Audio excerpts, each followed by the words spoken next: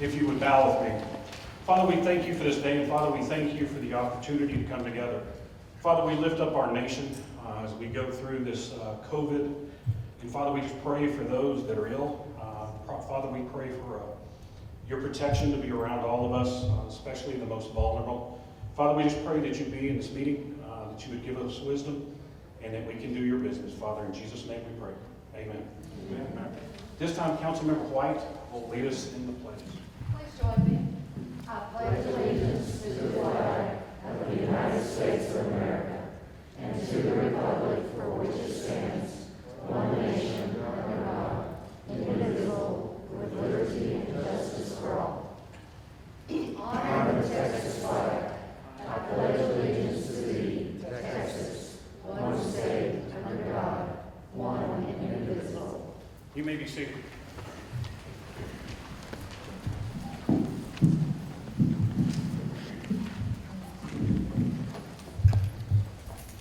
Okay, we have no proclamations, awards, or presentations, so we will move to the consent agenda. I will entertain a motion. Second. We have a motion and a second. All in favor, please say aye. Aye. All opposed? Motion passes unanimously. Move to other council issues. Consider a bid award to 2019 CIP water and sewer line replacement. Ravon. Good evening, Mayor. Good evening, Mayor Captain. This item is to consider a water bid for 2019 CIP water and sewer line replacement. The bids for this project were opened on June 9, 2020, and 3 responsive bids were submitted for this project. The lowest responsive bidder was KC Excavation in the amount of $1,134,189.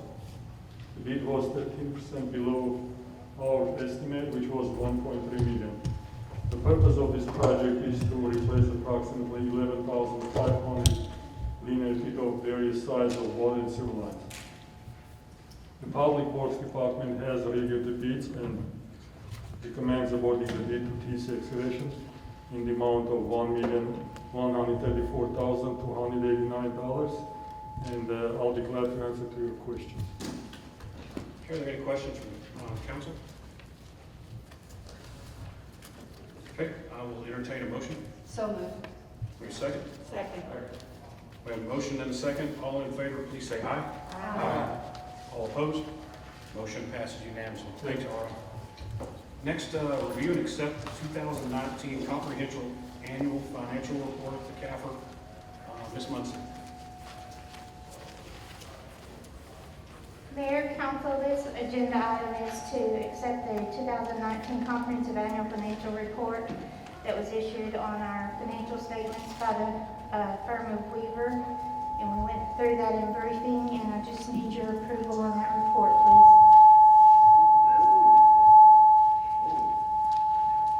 Do you have a mic anywhere? So moved. Second. Motion and a second. All in favor, please say aye. Aye. All opposed? Motion passes unanimously. Made it easy, Cindy. Item 3, consider approval of a community-wide program for COVID-19 testing. Mr. Phillip. Good evening, Council, Mr. Mayor. The agenda item before you is to consider a COVID-19 community-wide testing program. As Council is aware, a COVID-19 task force was created to review possible projects and expenditures of federal CARE funds that were allocated for COVID-19 approved expenses. The task force received a presentation from a team consisting of Jason Cooper, Dr. Ruiz, and Dr. Gonzalez, and members of Odessa Fire Rescue who have served as the administration of the mobile testing center. This is also the drive-through testing center and also the nursing home testing center that we've seen in our community. The team has recommended taking the testing to community locations to allow those who are unable to get to the Coliseum and also give the ability for those to get testing in their local neighborhoods. The number of positives in our community have continued to rise since the state has opened, so the need for testing is definitely present. The team recommends a total of 16 testing locations with testing in both the summer and fall of this year. In order to accomplish the testing, a contract will be required with the Texas Tech Health Sciences Center and and also a professional services agreement with Dr. Ruiz and Dr. Gonzalez. The expenses will result from the support staff working under Dr. Ruiz and Dr. Gonzalez, who will be working through a temp agency, and there will also be cost for the lab to conduct the test. There are also costs associated with city staff and supply expenses, and also education tools for the community. The team anticipates testing 200 individuals per location, and this will add up to 3,200 tests over the 16 locations. The total cost for this program is $718,488. This breaks down to $44,905.50 per location. And this comes down to approximately $225 per test. There are several clinics in Odessa that are testing individuals, and it is, we've seen costs up to $250 per test, so we are below that number that we are seeing out there. This program would be free to the citizens that come to the location, so there would be no cost to them. It'd be funded through the CARES program. Initially for the 8 sites, and if you can see the map that we have here, we've strategically picked parks within the city where we've seen not only hotspots, but areas that have minority populations, Latinos, and also African Americans who have been overwhelmingly impacted by COVID-19 with higher numbers. These parks are in those areas, and they're also in areas with low and moderate income families. And we have seen that these families have less ability to miss work and also to afford a test. So with that, the team is here. If you have questions, Dr. Gonzalez is here, Jason Cooper, Chief White, who is going to actually be the boots on the ground for the testing program are here if there are other questions that we can answer. I do have a question. Yes, ma'am. Oh, sorry, Karen. Go ahead. I just wanted to know if you would please explain to the public what the CARES program is. Yes, ma'am. So CARES funding is federal funding that was provided in several facets to cities, businesses, individuals for support. Specifically, the city is eligible for up to just a little over $6 million for funding to provide testing, medical supplies, small business assistance, rent assistance. There's various items that can be provided there. So when talking with the task force, testing in the community is something that was identified. We did put the program together, and that's why we're presenting today. And also, I'd like to just point out, and that when we got the money, that was something that I was very interested in, because I know that, as you stated, African Americans and Latinos are hit very hard in most communities. Our community is seeing, I think, at least a 70% Hispanic population that's been affected. And I realize that it's important that we reach out to these neighborhoods, because oftentimes they don't have the means or the financial means or the transportation to get to a testing location. It does not mean that they do not want to be tested and that they do not want to help flatten the curve. And so I think it's very, very important, and I appreciate that we're looking at these locations. They probably can't see. You might name a couple of the. Sure. Yeah, yes, Well, ma'am. I can't see. Probably everybody's eyes are better than Sure. mine. So the first 8 locations that we have identified are Sherwood Park, Central Park, Salinas Park, UTPB Park, Wandale Park, Floyd Gwynn, Slater, and Woodson Park. Yes, ma'am. I think it's also important for people to realize that, we wanted to do something that was very effective in our community with this CARES money. And so taking these tests out to people that could not otherwise have transportation or afford $250 for a test. I mean, this is free to anybody that wants to come and have these tests. Also, we're just going to do this first round of testing, and now we have decided that we will do the second round again in the fall. So we are very serious and concerned about COVID-19, and so we want people to feel like they have the opportunity to be tested and understand more about it. So this is of now testing and then again in the fall. Councilmember White. I have actually 3 questions. First of all, on the CARES Act, is this a reimbursement or will this be upfront money? It'll be reimbursed. The city will have to expend the funds, and we will seek reimbursement for it. Okay, and so on the citizens that are tested, will it be city and county? Yes, ma'am, I believe that we, at the direction of council, unless council tells us otherwise, that we will test anyone that comes to these locations. Okay.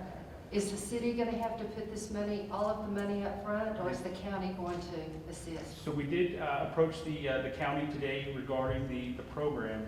There was a motion that was provided by one of the commissioners to assist the city in funding for county testing, and that motion did not receive a second, so it was not voted on. It's unfortunate. And then, are we going to, or will the citizens going to the sites need to provide an ID to show that they are a resident of Ector County? So they will need some form of identification, and in talking with the team, it does not have to be a driver's license, it doesn't have to be an ID card. Someone can provide a utility bill, electric bill, water bill that identifies who they are for the tracing purpose and for their locating purposes. Yes, ma'am. And then last but not least, I know when the county did set theirs up at the Coliseum, the numbers of people that participated was lower than what was anticipated. So, does the group have a plan for that? If we don't have the people coming out, I believe they will, but if they don't, then... Well, Councilmember White, I can tell you what we do have planned with this program. So we will be utilizing our code enforcement officers, printing flyers that our communications department has drafted, and we're going to place flyers and masks on everyone's door. I shouldn't say everyone. We're going to print 1,500 flyers per location. The code enforcement officers will go out and put those on doors. Our communications department is partnering with local media groups to go on both on Spanish and English television, as well as Spanish and English radio. Okay. We will also use social media pushes as well. Okay. Will CARES reimburse on advertising? Yes, ma'am. And that is a component of this budget. We do have money for marketing. Thank you. I'd just like for you to repeat, so I know that we have a dollar figure. What was the dollar figure that the county was asked to contribute to help with this situation? It was $40,000 that was motioned to assist the city with the program. And the motion did not receive a second? No, ma'am. Okay, so they are not gonna do it. They were not participating with the program financially, no, ma'am. And we are serving both city residents and county residents? Correct, yes, ma'am. Unless the council wants to direct us otherwise. No, I think it's important, you know, that we do serve the citizens, and to me, the citizens are the citizens. You know, they don't have a label, they are the citizens. But I would like to applaud the city for going forward with this, and I just don't know, you know, that the county, 40,000, based on the amount that we're being asked to put in, and I want it understood that the county was also given CARES money to spend in efforts such as these. And so it was not money that we were asking additional. They also have the opportunity to use their CARES money to help with our citizens. You know, not their citizens, not our citizens, it's our citizens. The city of Odessa and Ector County are our citizens. And I just think, you know, I just want that to be stated that it was a small amount that we were asking to contribute. And I don't believe that we as a council will be saying, pick and choose who we test. I think if they come for testing, they'll be tested. So I applaud the city for that. And I'd like to think that the county would want to do the same, but if it died for lack of a second, I don't know.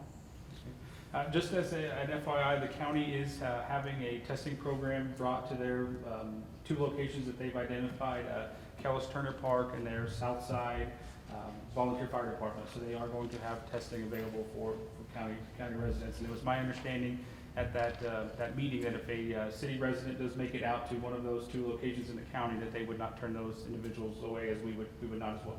I would hope so. Who are they using for their testing? They're utilizing the National Guard.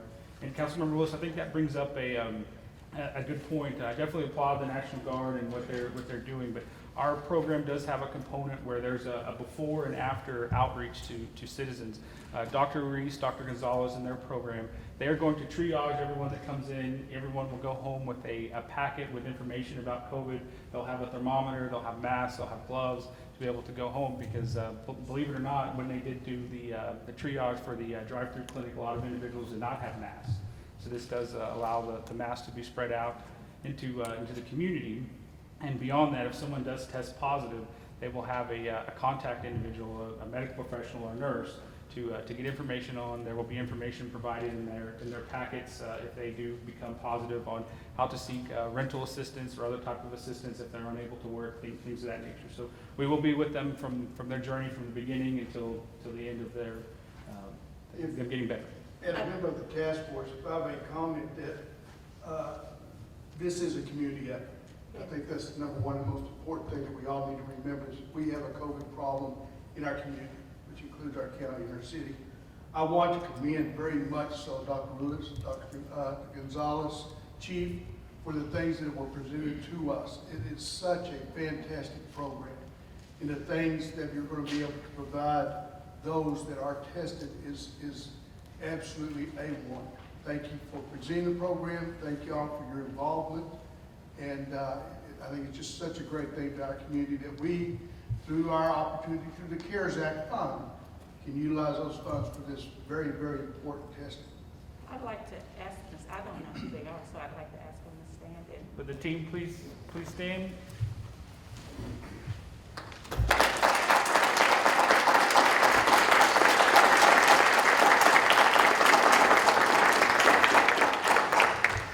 Philip, you might explain that they had done the testing in Midland and they got this down to they had it down to a science. Yes, ma'am. Didn't you all say you could test 200 people in about 3 or 4 hours?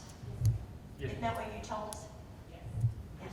Yes, ma'am. So What they so did- this isn't going to be something that's going to take people all day waiting in line to do. I mean, this is just a really great thing we're going to be able to share and provide for our city.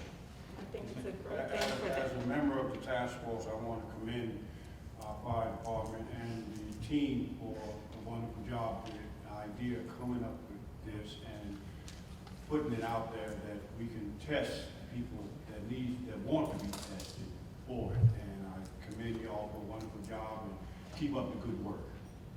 And I think- Mayor, with that, I would I recommend. have one more. Oh, hang on. I'm sorry. I would just like to say it's really important, and I'm glad to see that as a component of it is aftercare, because I've talked to a couple of people who've been tested positive, and they really don't know what to do once they leave the testing area. You know, they don't know what to do for their households. They don't know what to do afterwards. They just know maybe I wait 14 days and what happens in between and what happens after. So I think that's a very important component of it. Yes, ma'am, and I think as Dr. Ruiz, I'll utilize a story that she had that as part of the mobile testing, some of these individuals didn't know who to call. And so she would receive calls in the late hours, middle of the night about individuals, what do I do for this, what do I do for that? So they will be available for that, and they, as part of this budget, they'll receive technology such as internet and phone that they can provide those assistance to individuals. Philip, now this is the test that is sent off. This isn't a rapid It test. is not a rapid test, no So sir. this one is actually 100% positive or 100% negative. One of the tests that you get at Singular Care, a place over on Grandview, those are the ones they call probable because they have an 80% negative, but with a 20% error. So only 80% of the negatives are true, and there's a 20% false negative. So that's one thing that is going to be taken care of in the, yes, sir. Yeah, Neoplex just came out with a new testing kit. It is a person that can take it home and actually do it, and it's 95% accurate. So they just came out with that. Yeah. And so these are just take-home tests. I mean, these tests, we'll send it off, get it 3 or 4 days.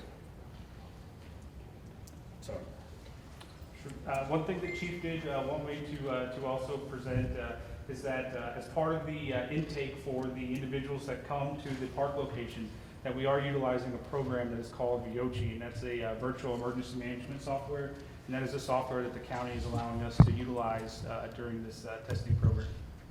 great. Okay, Councilmember Brown? I would like to make a motion that we approve that which has been presented to us by Jason, Chief, Dr. Lewis, and Dr. Gonzalez, and the team for the COVID-19 testing to be used for the CARES Act fund. I second it. I have a motion and a second. All in favor, please say aye. Aye. All opposed? Motion passes unanimously. Thank you, Philip. Thank you all. Next, we'll open a public hearing to consider the approval of a request by Investment Corporation of America owners to rezone Windsor Heights Edition. Mr. Brennan. Good afternoon, Mayor and City Council. The city mailed out 19 notices related to this request. We had one notice returned. We did receive one written protest. That was, the citizen was concerned with property values. And I think with the property being developed, that property value will not be affected in any way. In fact, it will probably be a positive for property values in this area. The property involved in the request is located at 37th and Inglewood. The site is currently zoned single-family 2 drill reservation. It is vacant. Land use in the general area consists of both single-family and multifamily residential development. There's also an assisted living facility in the area. The applicant in this case and the owner of the property is ICA, and they are requesting a zone change to office. And what this will do is remove the DR designation from the site and also facilitate the development of an office facility, and I do believe it'll be a medical office on this site. The proposed zone change to office is not in conflict with the City of Odessa's land use plan. In fact, the office zoning will be a good buffer or intermediate zone between the single family and the multifamily development in this area. And also the office zoning is not in conflict with the existing zonings in this area. The Planning and Zoning Commission did give unanimous approval to this request, and the planning staff does concur with this recommendation for approval. Be happy to answer any questions. Any questions from council? Do we, the one protest that we have here, did we contact him? No, ma'am, we hadn't contacted them, but And we haven't heard anything? hadn't heard anything negative. Like I say, it was just the concern about property value. And as I stated, that in fact will probably go up when it's developed as a medical facility. Other questions from council? Okay, this is a public hearing, so at this time we will open up the floor for anyone who would like to comment on this agenda item. If you would, please come forward.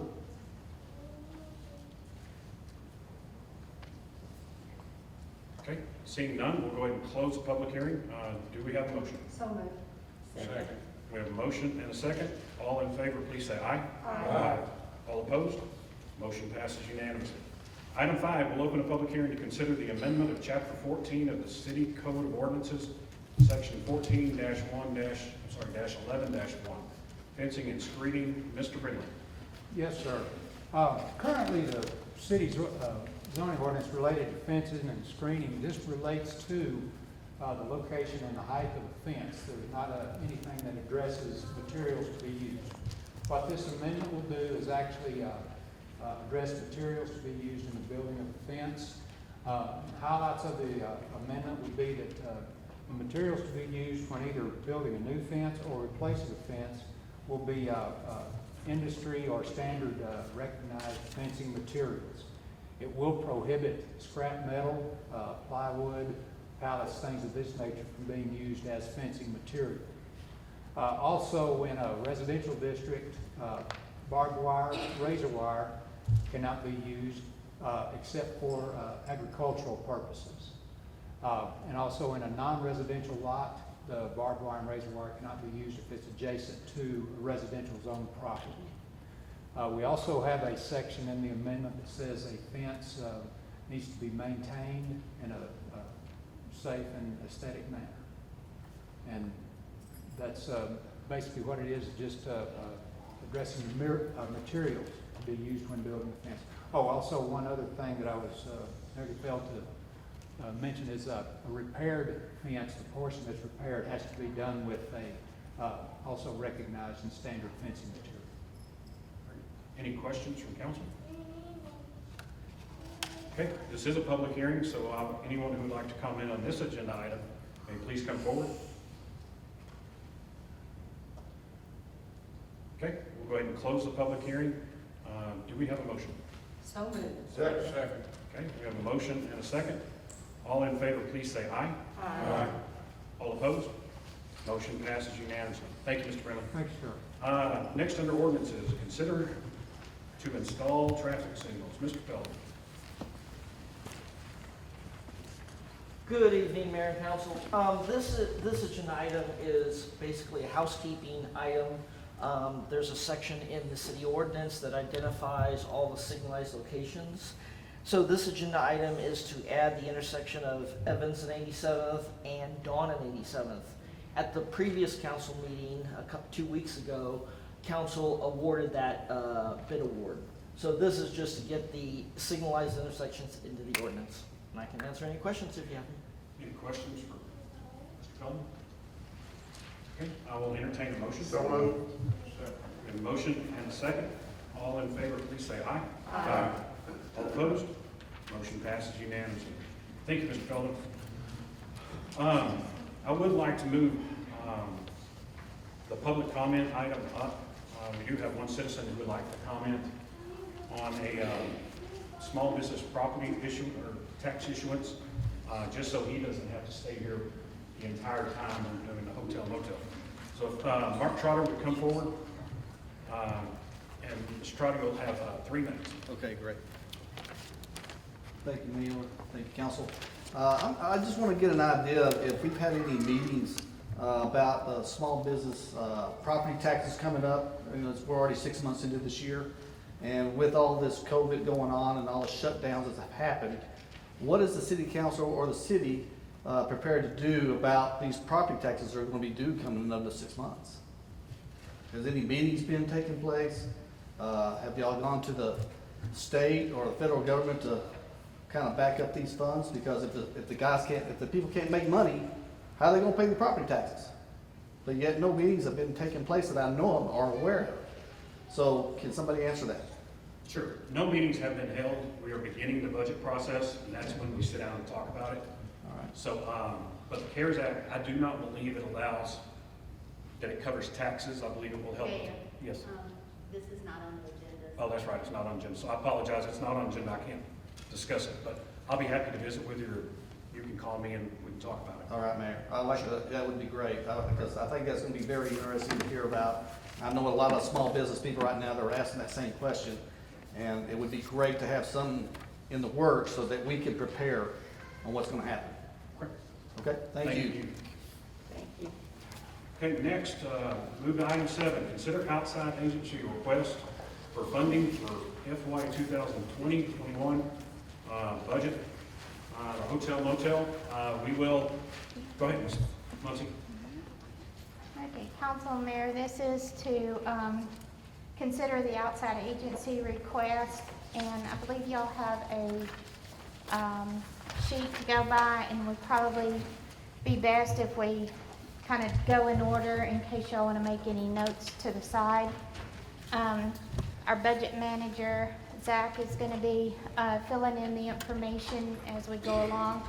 But first, you'll be listening to all the comments, and I believe you've set a time limit on those, so we're ready to begin that. Okay. We all have the packets that were provided to us, so we've all read those. So we're going to allow each organization 2 minutes to speak, just to bring up any points they would. So we will start first with the Children's Miracle Network. So we have a representative here.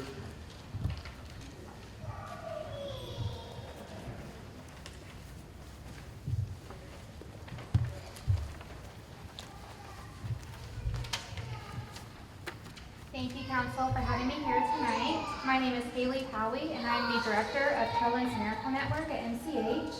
I want to start by saying how grateful we have been for your funding last year. With that funding, you have helped create many miracles in our NICU and pediatric units at MCH. MCH does fund salaries and basic operating costs for these units, but we cover anything outside of that, such as equipment, highly specialized training for the staff and families, as well as charitable care. As we face the current healthcare crisis and the resulting financial consequences, we need your help now more than ever. $36,446.38 of the funding requested will fund a draft Omnibed, a life-saving piece of equipment, and $17,169 will fund 3 Billy cocoon bags, which provide crucial phototherapy for infants. With me tonight, I have the Davis family with their kids, Anderson and Rhett, our 2020 CMN local champions. The funding we are requesting will help us purchase equipment that helps save their lives, as it will save countless others in the future. I would like to pass it off now to the Davis family to tell their story. Hello, and we are recently potty training, so it's always an adventure here. Thank you for bearing with us. My name is Kelby Davis, and this is my husband Garrett, and our twins Anderson and Rhett, and they are 2 years old. And we have spent a little bit of time experiencing what Children's Miracle Network has to offer. So we're just so honored that we have the opportunity to come here today to just serve as a physical example of how these funds and these monies make people's lives better. And so we started when they were born at 35 weeks. We spent 20 days in the NICU. Anderson was pretty sick. She had several blood transfusions and was on a ventilator for several days. And we were not able to hold her at all during that time, which is hard because she had been in the womb with Rhett for 35 weeks and now was not with her brother and could not be with us. And if it weren't for the giraffe bed that I know Haley is talking to you about tonight, it would have been a lot harder to have her care because of the giraffe bed, they needed to check her temperature, her weight, keep her body warm. They never had to move her. That bed did all of that for them, which is amazing. And Rhett spent a lot of time in the giraffe bed too. He just wasn't quite as sick as Anderson, so we saw in both examples. And then also I know she's asking for the Billy Light blanket. Anderson also spent some time under the Billy Light, and to know that she could have spent less time under there would have just been a great blessing for our family because we could have held her even sooner. And then as probably some of you know, Anderson also was a pediatric patient more recently at Medical Center Hospital when she was hit in the chest and the face after the August 31st shooting. And so we cannot tell the community enough, and Children's Miracle Network and people like you, thank you enough for supporting programs like Children's Miracle Network, because you never think you're going to be in the hospital with premature babies for that long, but you sure never think you're going to need them because your 18-month-old daughter will get shot. And I'm so thankful that our community has the equipment, has the funds and the facilities that they do to not just take care of my babies, but to take care of all the babies and the children of this community that we need so much. I am a bigger advocate now than ever for children's health care in this community, and I'm just so thankful that we have the honor and the opportunity to come speak to people like you. So thank you so much. Thank you for your consideration. Thank you. Good luck with potty training. Yes, thank you. Thank you. We We need all the luck we can get. Thank you. Next is Odessa Crime Stop.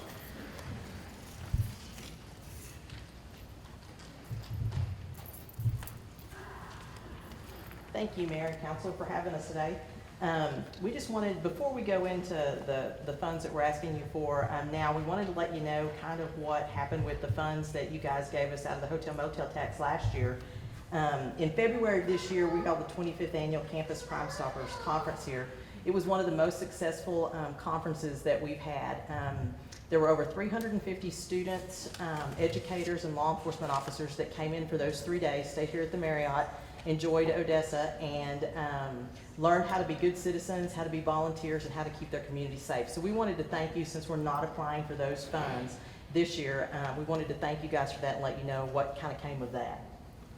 And as for the money to help us put on such a good conference, the state loved it. We got a lot of good compliments about our new hotel and convention center and about how Odessa was treated them. And so they're really looking at us, they've stepped forward and asked us to look towards the 2023 adult conference.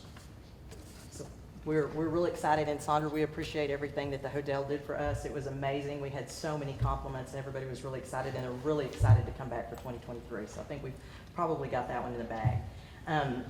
Getting back to what Crime Stopper does, one other thing I wanted to say, the Convention and Visitors Bureau here assisted us at every step of that way. They offered us services and resources that we used, and we truly couldn't have done it without them, and that also did not go unnoticed by the state. They were very impressed with the outpouring that the city had to make everybody welcome at our conference. So COVID-19 really hasn't affected Crime Stoppers too much. As a matter of fact, when the state and local restrictions came out, our phone calls spiked. We were getting calls about people that were out of compliance and businesses that were out of compliance. So we've moved forward all through COVID. Even though we had a modified graduation, we still had those youngsters that wanted to get out and party and drink and do that kind of thing, and we had tips that we received on that. So Crime Stoppers has worked full strength and even a little more all the way through COVID. We've done a lot, and we appreciate it. Thank you. Thank you. Next is Permian Care. Good evening. I'm Chris Barnhill, the Chief Executive Officer for Permeate Care. I took over June 3rd of last year and feel like I took a wrong turn somewhere because it's been definitely an interesting first year for me to assume this role. Permeate Care is an organization that was created in 1969, about 51 years ago, to move individuals with mental health and intellectual disabilities, what it used to be called mental retardation, out of institutions and into the community by wrapping them around services that allow them to live where their families are, to enjoy their life to the best of their ability. What we do these days is we provide psychiatric clinics, for indigent individuals. One of them's at 600 North Grant here. We also have programs for individuals with IDD, residential programs, rehabilitation programs, and respite and supported employment and things of that sort. What we present to you every year is kind of coming from when we were funded by the Community Development Block Grant. We present to you our Idd Workshop that is located at 3116 Kermit Highway. It sees about 80 individuals a year who have IDD, and they go there and learn some employment skills. They do some social interactions with other individuals, and we use this to help fund that organization or that program because the rates that come from the state of Texas for it are vastly insufficient for what we're trying to accomplish there. I think some of the ratios for staff to clients at the state level, like 1 to 11, we have to operate a lot closer than that to make sure everybody's safe and things of that sort. But that is the program we present to you. Some of our more recent programs are the Family Resiliency Center of the Permian Basin, which is located over on East University beside Westlake Harbor. That is in response to the mass shooting and funded by the Office of the Governor. And we've also got a grant that is coming down from FEMA to provide crisis counseling in response to COVID-19 out of our facilities. So we've got a number of areas of interest, but what we do present to you every year is asking for $90,000 in support for that Idd Workshop. That money pulls down millions of dollars of state and federal money. I think it's a great investment for y'all. Thank you very much. Thank you. And when you come up, if you could identify yourself, that was just for the record. Odessa Teen Court.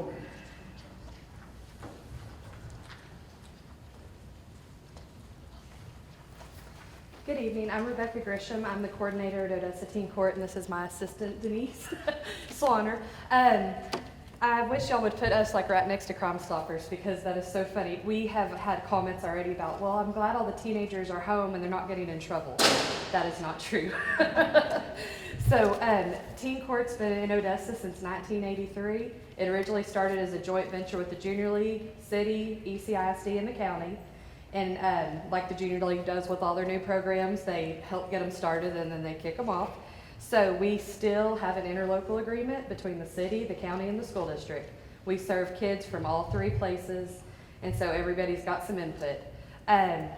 Each year we typically see 500 to 700 teenagers come through with citations of all kinds.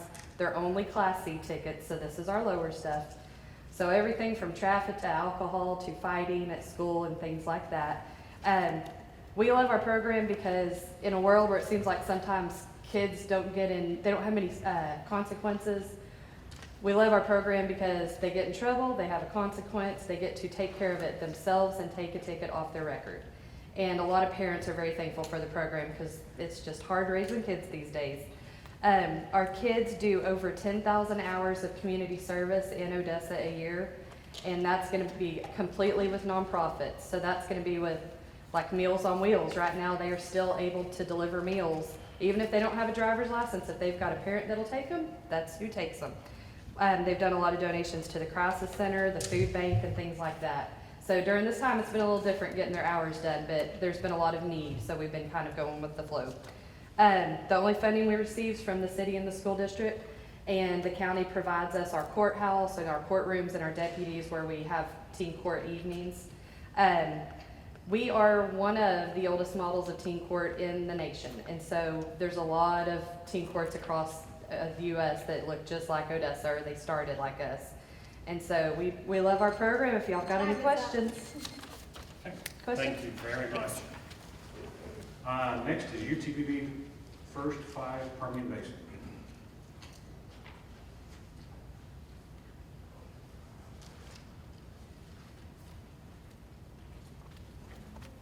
speak fast, so it should be okay. Hi, everyone. I'm Dr. Ruiz. I was actually here for the COVID testing component as well, so thank you so much for your support, truly. Thank you. In terms of First Five, so a completely different subject, I'm just glad I didn't go after Children's Miracle Network, because I'm like, just take our money. Just take it all. So we serve, we have the capacity to serve about 300 plus families with children under the age of 5. They're socioeconomically challenged. We have 4 different evidence-based programs. They are statewide, national, and actually international. The City Council has been very generous for several years now and really supported our efforts to continue to promote early literacy in our community. Our last research, which obviously needs some refreshing, was in 2018, and we found that 50% of kindergartners are not ready. And recent ECISD data shows that even more children are not. And so our mission, our purpose is to provide parents the parenting skills that they need, myself included, to be able to support children and for them to be ready for kindergarten. And so the funds that we use with your support usually go towards our kinder camp, which we are holding a virtual kinder camp, and we're serving 100 children in Nectar County. We're very excited about that. And so your support would help provide books. We give them a book free every day that we read so that they can start their own library. They get a backpack with school supplies, a kinder camp graduate t-shirt, and we will do every bit of this virtually. We will have a drive-through graduation. So that's pretty much it. Thank you very much. I just have a comment. Having worked with First Five, I was wondering how you were going to do it, because I know most of the time you're going to the homes, and with COVID, I Absolutely. wondered how that would work. Sure. So our team did not skip a beat. They're amazing. I cannot, it's not me, it's the team. They're just so dedicated. They, within a week, transitioned from home visits, which face-to-face, to virtual visits, and they've done a beautiful job. We've lost very few families because of the virtual capacity. The parents look forward to it. We actually still even hold virtual group connections where the parents, moms can come together and let the kids play for a bit and they can bond. So yeah, they've done a really nice job in the virtual environment. Thank you. Next is Young Professionals of Odessa. Norma, can we turn the lights up a little bit? I'm blind.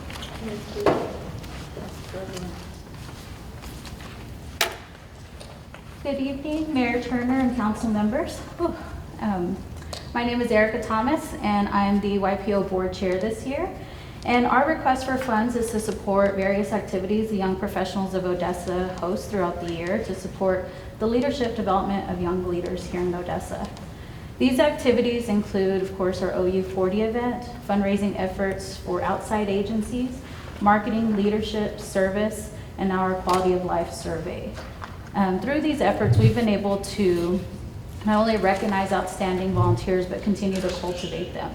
We've been able to increase our reach across the community. We've been able to engage in critical and civic conversations and discussions. And we've also been able to serve in different volunteer capacities. We are definitely developing the leaders, our young leaders in our next generation. Our intention with these funds is to continue to grow and expand our impact in the community. Your support is essential to that growth, and it really just, it allows us to engage in things that we traditionally might not have been able to. And so we really thank you for your continued support. Typically I would have our OU40 recipients stand up, but due to COVID, not everyone was able to attend. But I will say we have quite a bit of young leaders that are making the impact and are on the front lines and doing whatever they can in our community. So thank you for continuing to invest in us. And if you have any questions, I'm here to answer those. Go ahead. Oh, can't we ask questions? I think Sure. I'm now. Yes, you can. I've seen a lot that you do. As I said last year, I'm real concerned, about your membership. I'd like to see, that it's growing. I've kind of watched you guys since last year.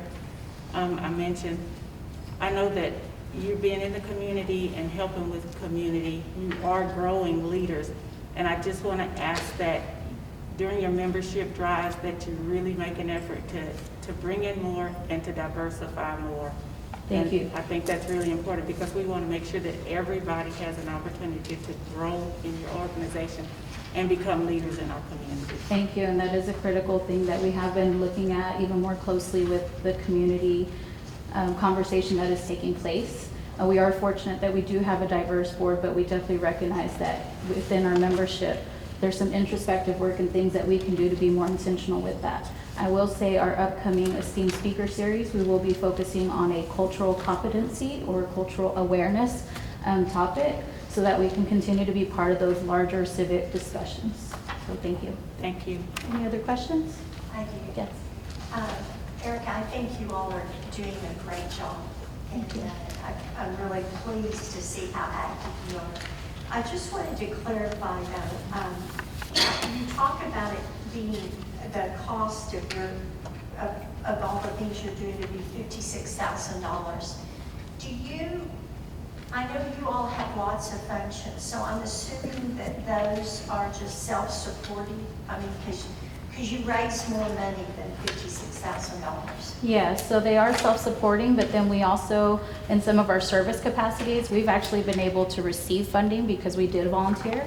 A good case in point would be Education Foundation. They give us a donation, and we in turn go into the schools, economically disadvantaged schools, and leverage that funding to help with school supplies in the middle of the school year when it's a critical time to re-up those things. And then of course we leverage our volunteer time. Our volunteer time is worth $25.43 an hour. And that is something that we need across the communities, that continued support of leaders and volunteers in some of those essential places. And have you rolled out your quality of life survey yet? Have you published that? So as you know, we were supposed to do that in person, and we have had to make a pivot. So we will actually be digitally releasing that and are working with Quint Studer Group and some other partners to get that out to the community. So any other questions? Other questions? No. Okay. Thank you. Thank you very much. Item 7, Black Cultural Council of Odessa.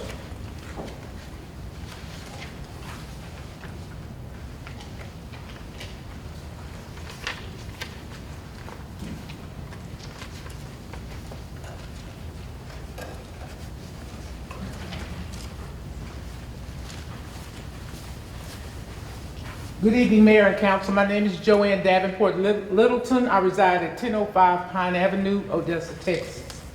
Once again, we come before you requesting hotel motel tax money. We want to thank the council for all of the allocations that you've given us in the past. I think one of the things that is mistaken is that when we come before the council and we ask for a certain amount of money, it's a one-line item. But with that money, we put on 3 or 4 different events. The public seems to think that we only get that money for Juneteenth, but that's not true. We do Black History programs, we do Martin Luther King celebrations, so that money covers 2 or 3, 4 or 5 different events, whereas other agencies come up and ask for money and it's just for that one event. So we would hope that you look at our proposal very closely. And I would just like to say that in the past, the Black Cultural Council of Odessa and the Odessa Arts and Humanities have not worked together. This past year, Randy and our organizations have partnered together to bring quality arts to Odessa. And I just want the public to know, and I want to say it publicly, that we appreciate Randy for even wanting to be a part of our organization, and because we work together, we've been able to, like this past year, we brought the Dallas Black Dance Theater, which was very, very well received in our community. And I think you have a letter to that effect, but I just want to let you know that we appreciate all you've done, and I'll be more than happy to answer any questions you might have. Are there any questions? Yes, I do. I just noted here, and I know as Ms. Littleton had said that there are a number of events, and I even noticed that in addition to that, for 2021, I'm seeing events that were not even for last year, so you've added at least 3 more events that were not a part of your original. Exactly. So, and that's at the request of the public, the right. citizens. So I think that's important to know, and I think it's important to know that it's not just Juneteenth, but you've added some more things too. Joanne, on your budget, 43,000 of your budget is contract labor. So I was just curious on since you didn't get to have the full-fledged Juneteenth, was there any monies left from this year, or had you already committed those to marketing? No, ma'am, Peggy, and I'm glad that you asked me that. Unfortunately, due to the the virus, we were not able to have Juneteenth. And it was a sad couple of days in Odessa. As a result of us not having Juneteenth celebration, we have a surplus of like $38,000 that, you know, by the end of the fiscal year, we would have to return, according to our contract, return to the city, which we have no problem with. So if we allowed you to get, that's what I was trying to figure out, is if the 75,000 request is really 75,000 less 38, if we don't have you return the 38, is that right? Correct. Okay, just wondering. Thank you. Okay, any other questions? Mr. Little, I want to commend you on the wonderful job that you're doing for the community at large, and any events that you do, I do try to be a part of it as much as I can, and I want to say to you that you're doing a wonderful job, and keep up the good work. Thank you, Reverend. Thank you. Any more questions? Thank you very much. Next is Commemorative Air Force High Skyway.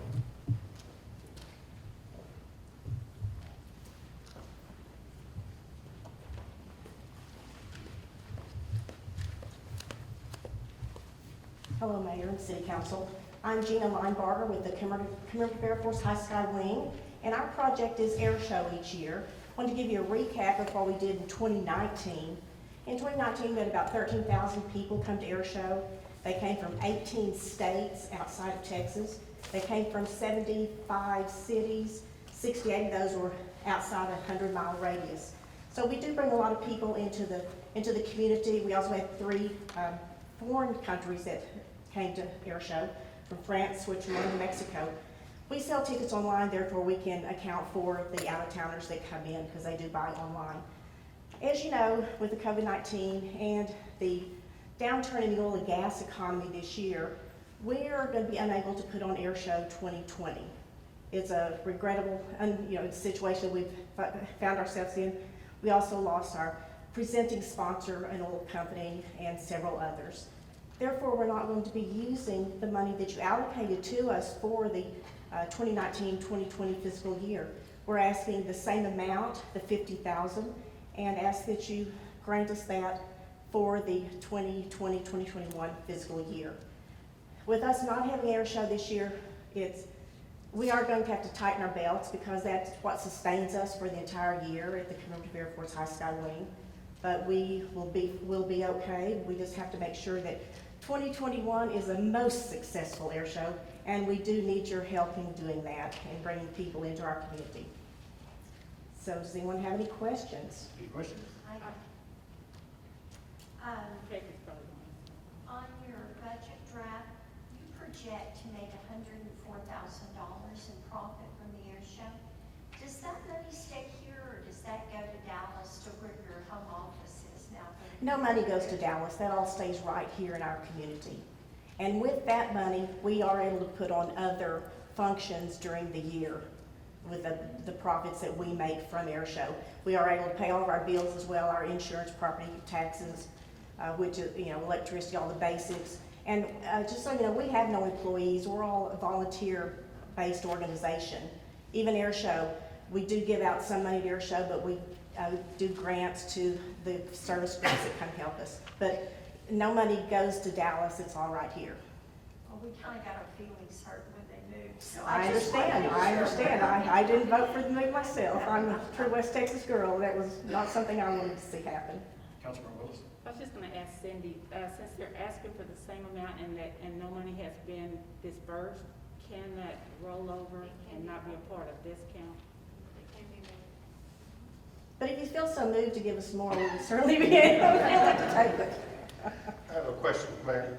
Yes. Last year, you did the presentation, and it didn't appear that Midland contributed anything. When I read the financial statements this year, I don't see where they contributed anything. I'm still wanting you to change the name of this air show. I know, you asked me that last year. Midland did contribute last year, the same equal amount that you contributed. I didn't see it on the financial. Then it's the way it's written in there, and I do apologize. I'll correct that for next time. Any other questions? Thank you very much. Thank you. Next, downtown Odessa.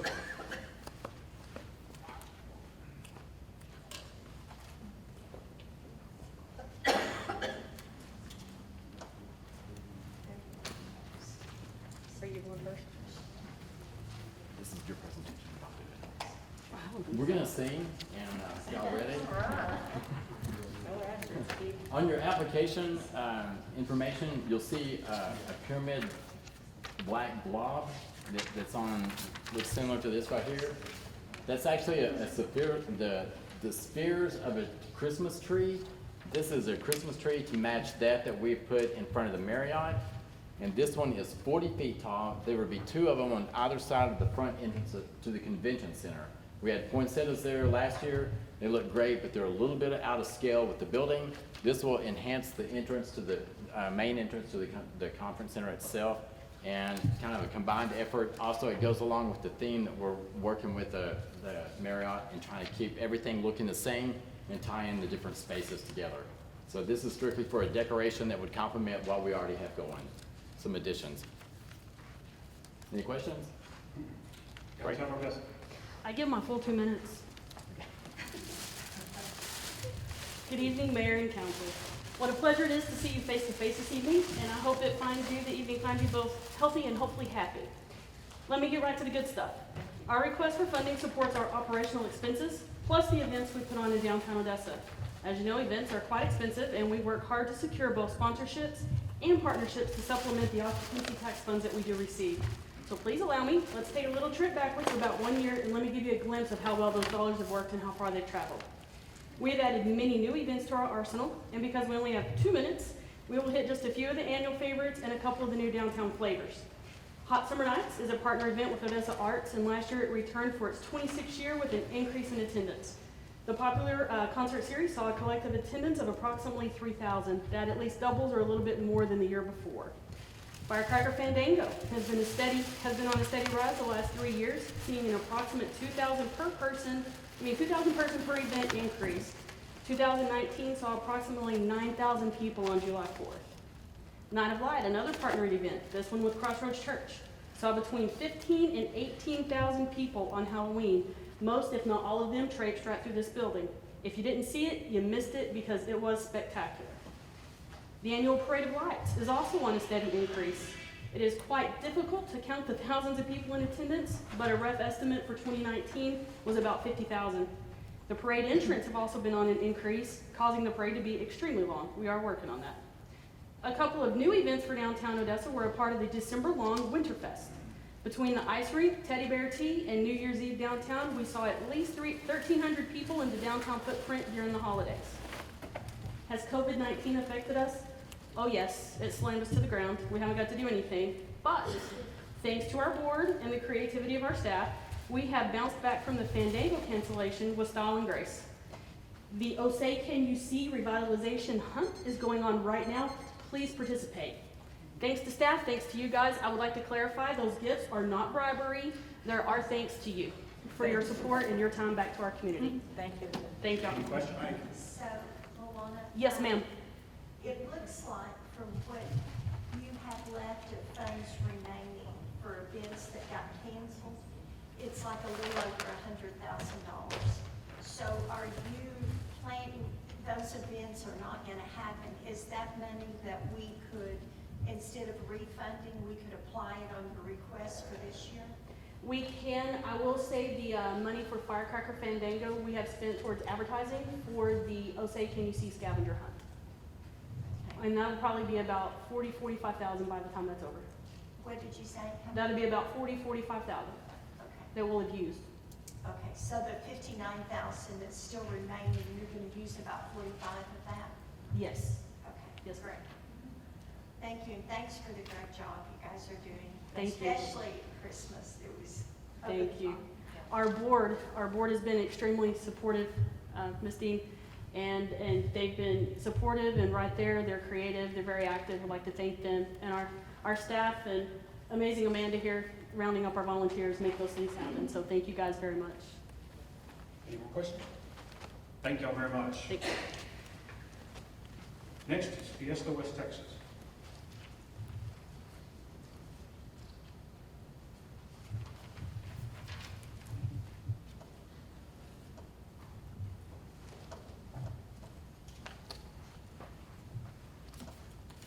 I left my gifts outside the Robert, gifts outside the clock, sorry. Fiesta, first of all, thank you, Mayor, city councilmen, women. Fiesta West Texas has been going on since 1996 here at the Ector County Coliseum. We've been averaging over 30 to 40,000 people in a 3-day event. Most of our guests are coming in from the 17 counties. We target all our DMA. Of course, this year we were about 4 weeks out before we had to go ahead and cancel the event due to COVID. This would have been our 25th anniversary, and we were very disappointed, but we're excited to come back stronger next year and still celebrate 25 years. We've already worked with a lot of the entertainment, trying to get everybody back into the area. We've already got rooms booked that we had already reserved. In 2019, we did a little over 30,000 people, and that was with tornado warnings and thunderstorms in our area, and we still did over 110 rooms. We get about 200 to 300 entries between the car show, the team roping, and this year we're going to try to utilize the new arena that they built back there. Every night we end with great music, country. We bring in some of the top artists. Our entertainment lineup can go over $200,000 to $300,000 just on entertainment. That's including the sea lion shows, the shark shows, the bear shows that we bring. Our mission here has always been to bring out our Hispanic culture here in Odessa, and it is one thing that I'm very proud of, being born and raised here. So we, again, appreciate everything the council has done, and look forward to 21, 25 years. Are there any questions? Yes, Mr. Esparza, the 15,000, it looks like maybe there's 15,000 that you didn't spend this year. Yes, we had already started our media. We start media within digital marketing, TV, radio ads, started about January. So all that had to still get paid. So we cut it off about March 15th, and so that's where we're at. So is that right, though? There's Yes. 15,000 that's carryover, if you will? I'm not sure how you guys work that out. You know, we know that if we don't use it, we But use it, we lose it. Yes, it's still about 15,000. Okay. That's only on the advertising. That doesn't include all the deposits, everything else that was paid for that you won't get back. So it can be carried over. Okay, any other questions? Thank you very much. Thank you. The next is Junior Jacks Youth Hockey.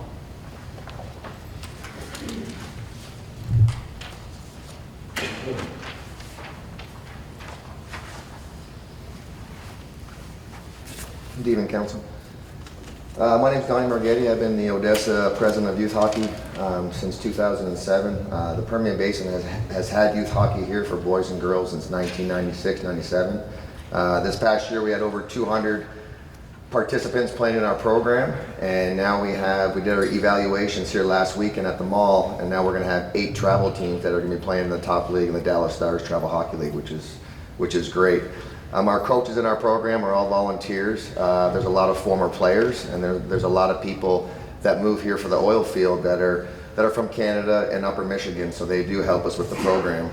Last year we were able to host 3 tournaments last year, which we had over 18 teams at each tournament that stayed in all the hotels in the area. And I will tell you that when we go to Dallas, which is about 6 or 7 times each year, we spend up to about $600 to $700 per family every time that we are there. We use your money over the years just to help pay for ice time. Our ice time is a lot of money here in the Permian Basin, and so we keep our costs down for all our kids. We just started a program with the Dallas Stars. It's called the Learn to Play program. We're up to 50 kids of the age of 8 and under can start hockey for under $100. So we're going to start that program in September here. I will tell you that I've come from the game since I was a little boy, and I think it's very, very important that all our coaches, that we teach life lessons. And there's a lot of adversity here in the world at this time, and I think we have the right coaches that are going to show these young men and women the right direction. Do you have a little group that you start up, or how do you go recruit, and make Yes, the ma'am. community aware that they too can participate? Yes, ma'am. We're over Facebook, we're on Instagram, we have ads in the paper, and then with our Learn to Play program, we only take the first 50, and that's usually sold out within the first month. Every weekend we're at the mall, we're always handing out brochures, flyers, And so they have a skate school as well at the mall, so that kind of helps people get interested in it. Since 2008, since I took it over, we've been from over 30 kids, now we're over 200 kids. So there's a lot of former players that played for the Odessa Jackalopes here in the past that are giving back, and now they have kids in the program as well. What's the cost to be The cost for what, ma'am? is there a cost for the kid to be a part of the program? Yeah, for the program. So we charge $400. We start, usually it's about September, the second week of September, and we go all the way to the end of March. So it's roughly about $50 a month. Or do you allow any scholarships? Is there opportunity for scholarships? Yes, we are actually out in the community getting sponsorships from the oil field. So I know this year it's probably not going to be as much as last year, but like we're already starting that right now. I've established a lot of relationships here in the past 20 years. So there's a lot of companies that are still giving, that are helping us out at this time. Other questions? Thank you very much. Thank you. Number 13 is Junior League of Odessa.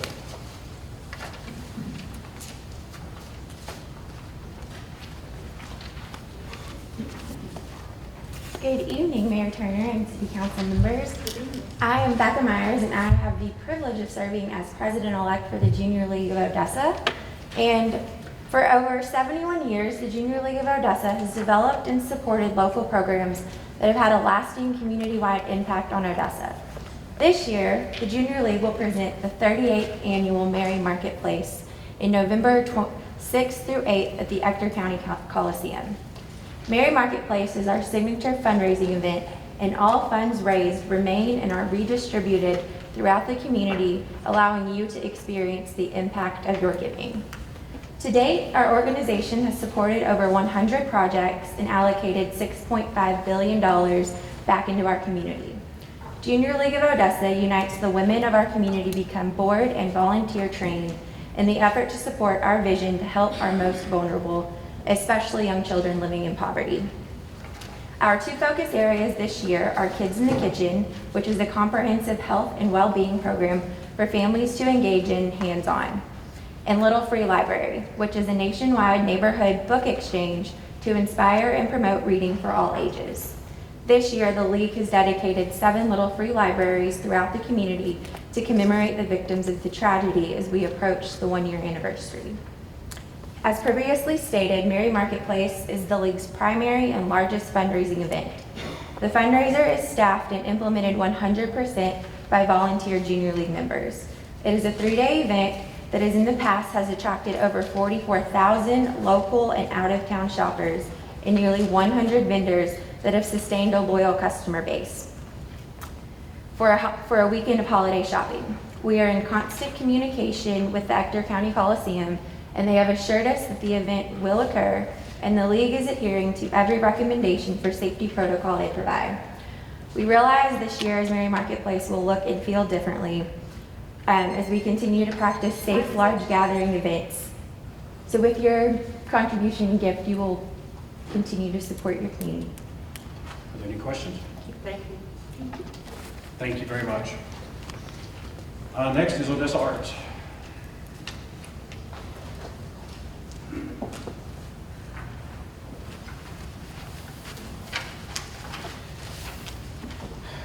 Good evening, Mr. Mayor, members of council. We all know the positive effect arts have on the community through quality of life improvement, but until recently, we've never considered the arts as an economic driver. In 2019, Odessa Arts conducted a study detailing the economic impact of the arts have on our community. Over the course of 12 months, more than 800 audience members were surveyed, as well as 10 nonprofit arts organizations. Last year, with an investment of $700,000 in hotel occupancy tax by the city, the arts sector contributed over $6 million to the Odessa economy and supported over 200 full-time equivalent jobs. That's a 900% return on investment. $3 million of that is direct spending by Odessa area nonprofits. 70,000 people attended at least one cultural event in the last year. 10% of those were cultural tourists. Residents spent an average of $27 per person, while cultural tourists spent an average of $80 a person and made up 1/3 of all cultural spending in Odessa. While this data is pre-COVID-19, it is also a roadmap to helping our community come out of this stronger. As occupancy rates on hotels are down, it will be arts that will help generate dollars for the hospitality sector through partnerships including catering, event spaces, discounted admissions for hotel guests, and of course, overnight stays. When we were at home doing our part to combat the spread of this pandemic, people were turning to the arts to provide comfort and reassurance. Our organizations were there, providing art and a place to virtually congregate that helped us create a new sense of community. Right now, we are planning ways to welcome our patrons back, but it will take additional investments to ensure that the community feels safe returning to our venues. Budgets are tight right now, and this is a time to reaffirm the value arts have in our community. No other sector of the economy both increases our quality of life and contributes to jobs and dollars as creatively as the arts do. I thank you very much for your continued support of the arts in Odessa. Any questions from class?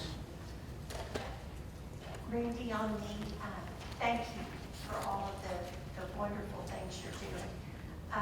On several of the things that you had scheduled, the sub-grantees, a lot of them have been pushed to the fall. Yes, ma'am.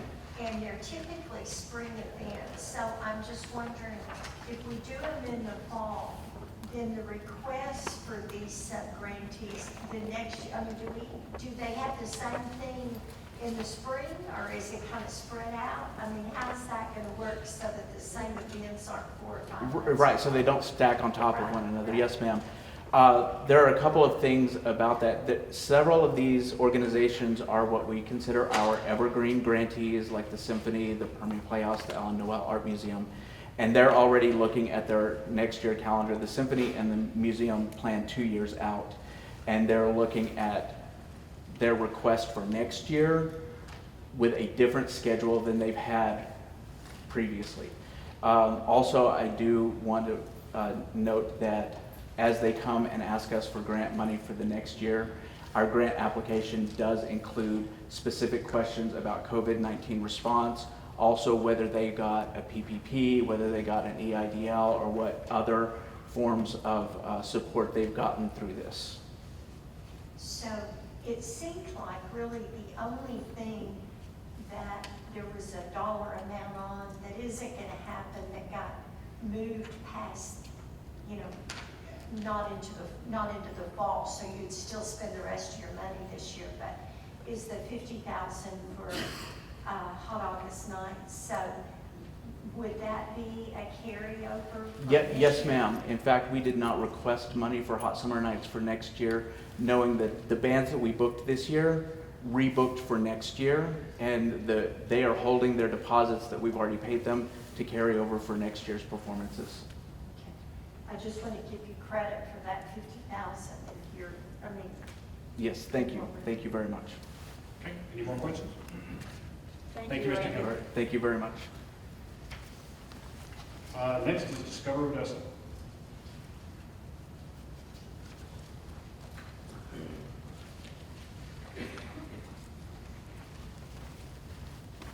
Good evening, Mayor and City Council. My name is Monica Schoner. I'm the Director for Discover Odessa. Based on discussion with the city staff, it was suggested that we decrease our budget due to the impact that COVID-19 had on hotel occupancy tax funding. It is only because of that we cut our already lean budget in areas such as promotional items and professional development. I also made some changes to our money and repurposed it in areas such as the sports bid services and the convention and hospitality. This money will help our sales team offer financial assistance to qualifying groups in areas such as transportation, sponsorships, and hospitality breaks. Our sales team is seeing more requests from groups for some type of financial assistance, and we expect this to be the case, even with so many organizations seeing a decrease in their funding as well. Going into this next fiscal year, our staff will be assisting with groups such as the UIL Academic Competition, the Fandom Event Anime, the Permian Basin International Oil Show, the Texas Convention and Visitor Bureau Midwinter Conference, Texas Society of Professional Surveyors, West Texas County Judges and Commissioners Conference, or just to name a few. Our staff works closely with these meeting planners, offering not only the financial assistance, but also many times we volunteer to work their registration and help with their events during their conference. Those relationships are fostered knowing that the goal is to leave a good lasting impression and with the hopes of their return business. Our sales team is currently working on submitting multiple requests for proposals for future groups to come to Odessa.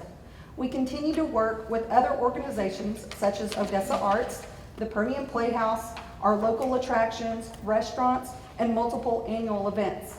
Our goal is that visitors have a good experience in multiple sectors of our community.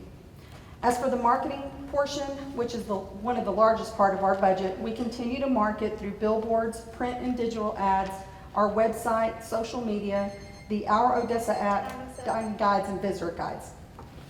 Okay, are there any questions, Ms. Shawner? I don't have a question, but I want to commend you guys for the commercial on the Odessa, the app. Oh, yes. I've seen it for the first time, but I thought it was really a good commercial. Well, good. I know with the chamber too, obviously we're in a partnership with a lot of groups for that, and I know that there's been several downloads, I think, because of that commercial and the promotion of it, the awareness.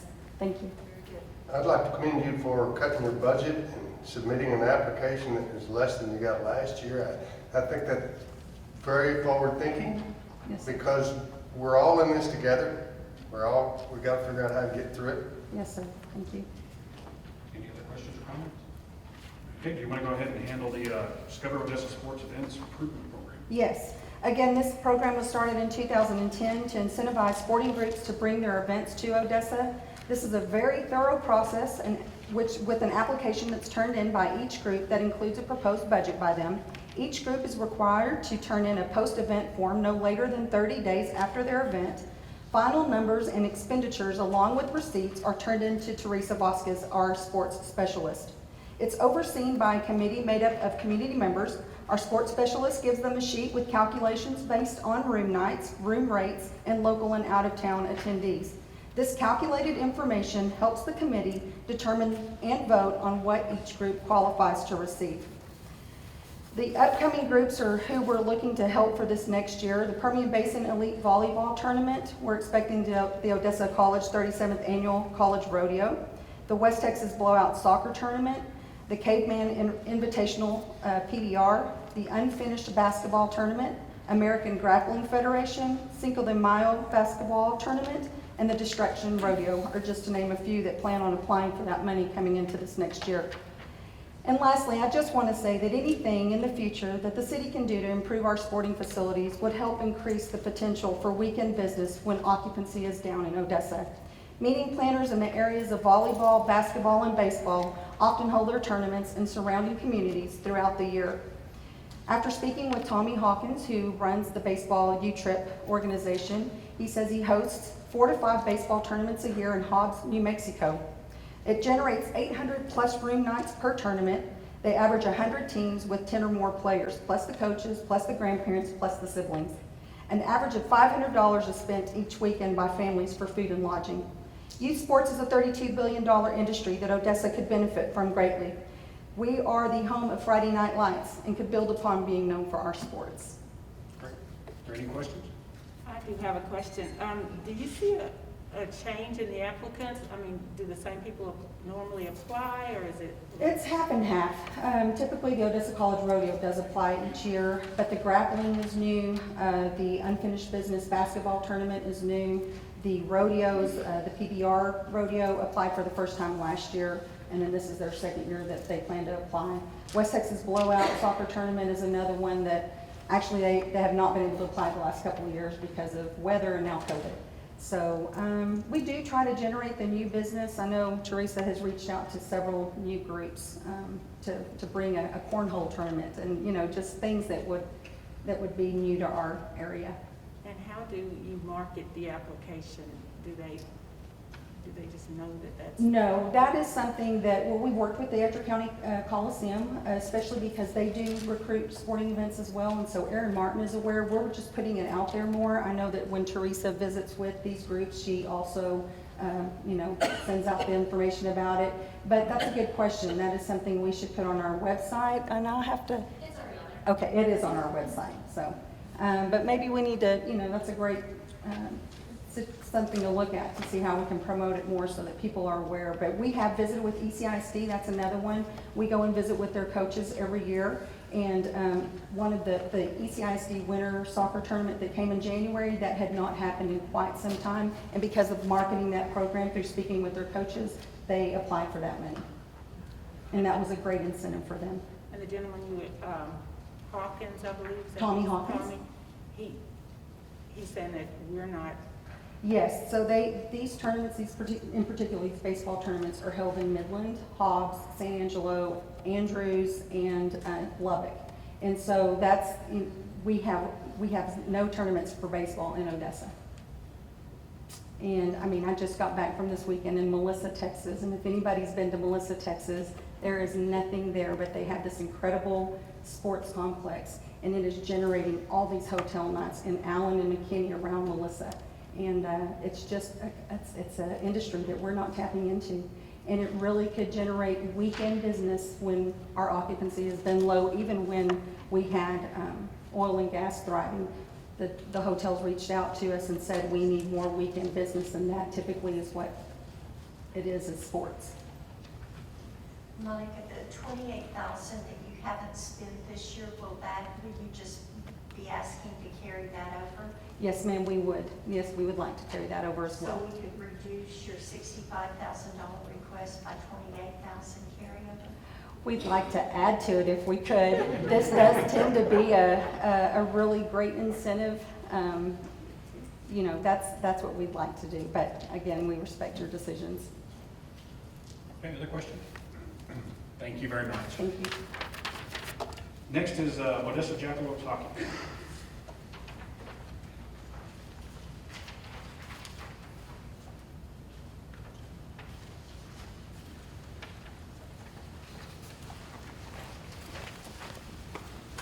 Good evening, Council, Mr. Mayor.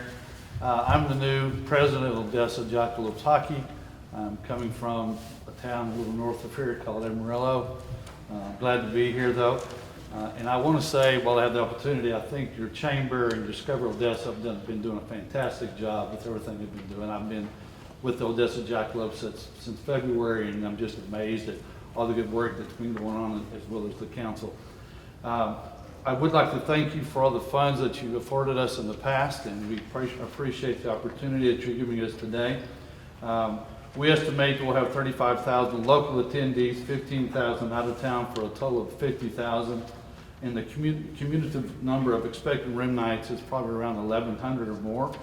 At this point, we are going forward the league NAHL that we're in.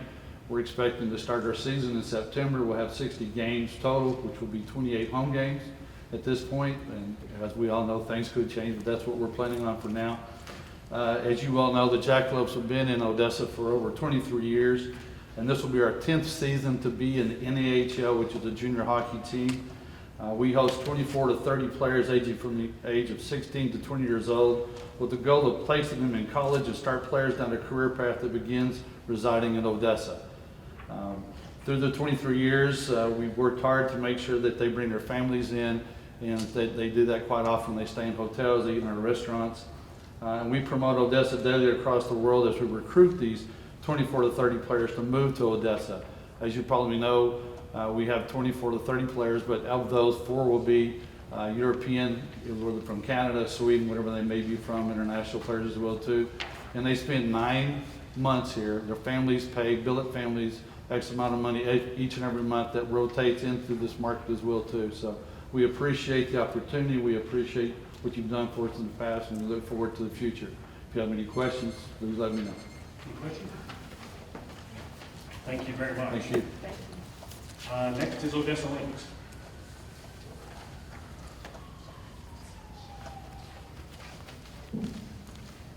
Hello again.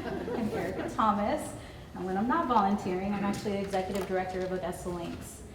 And so tonight our request for Odessa Lynx is to support funding for our Lynx Community Conference.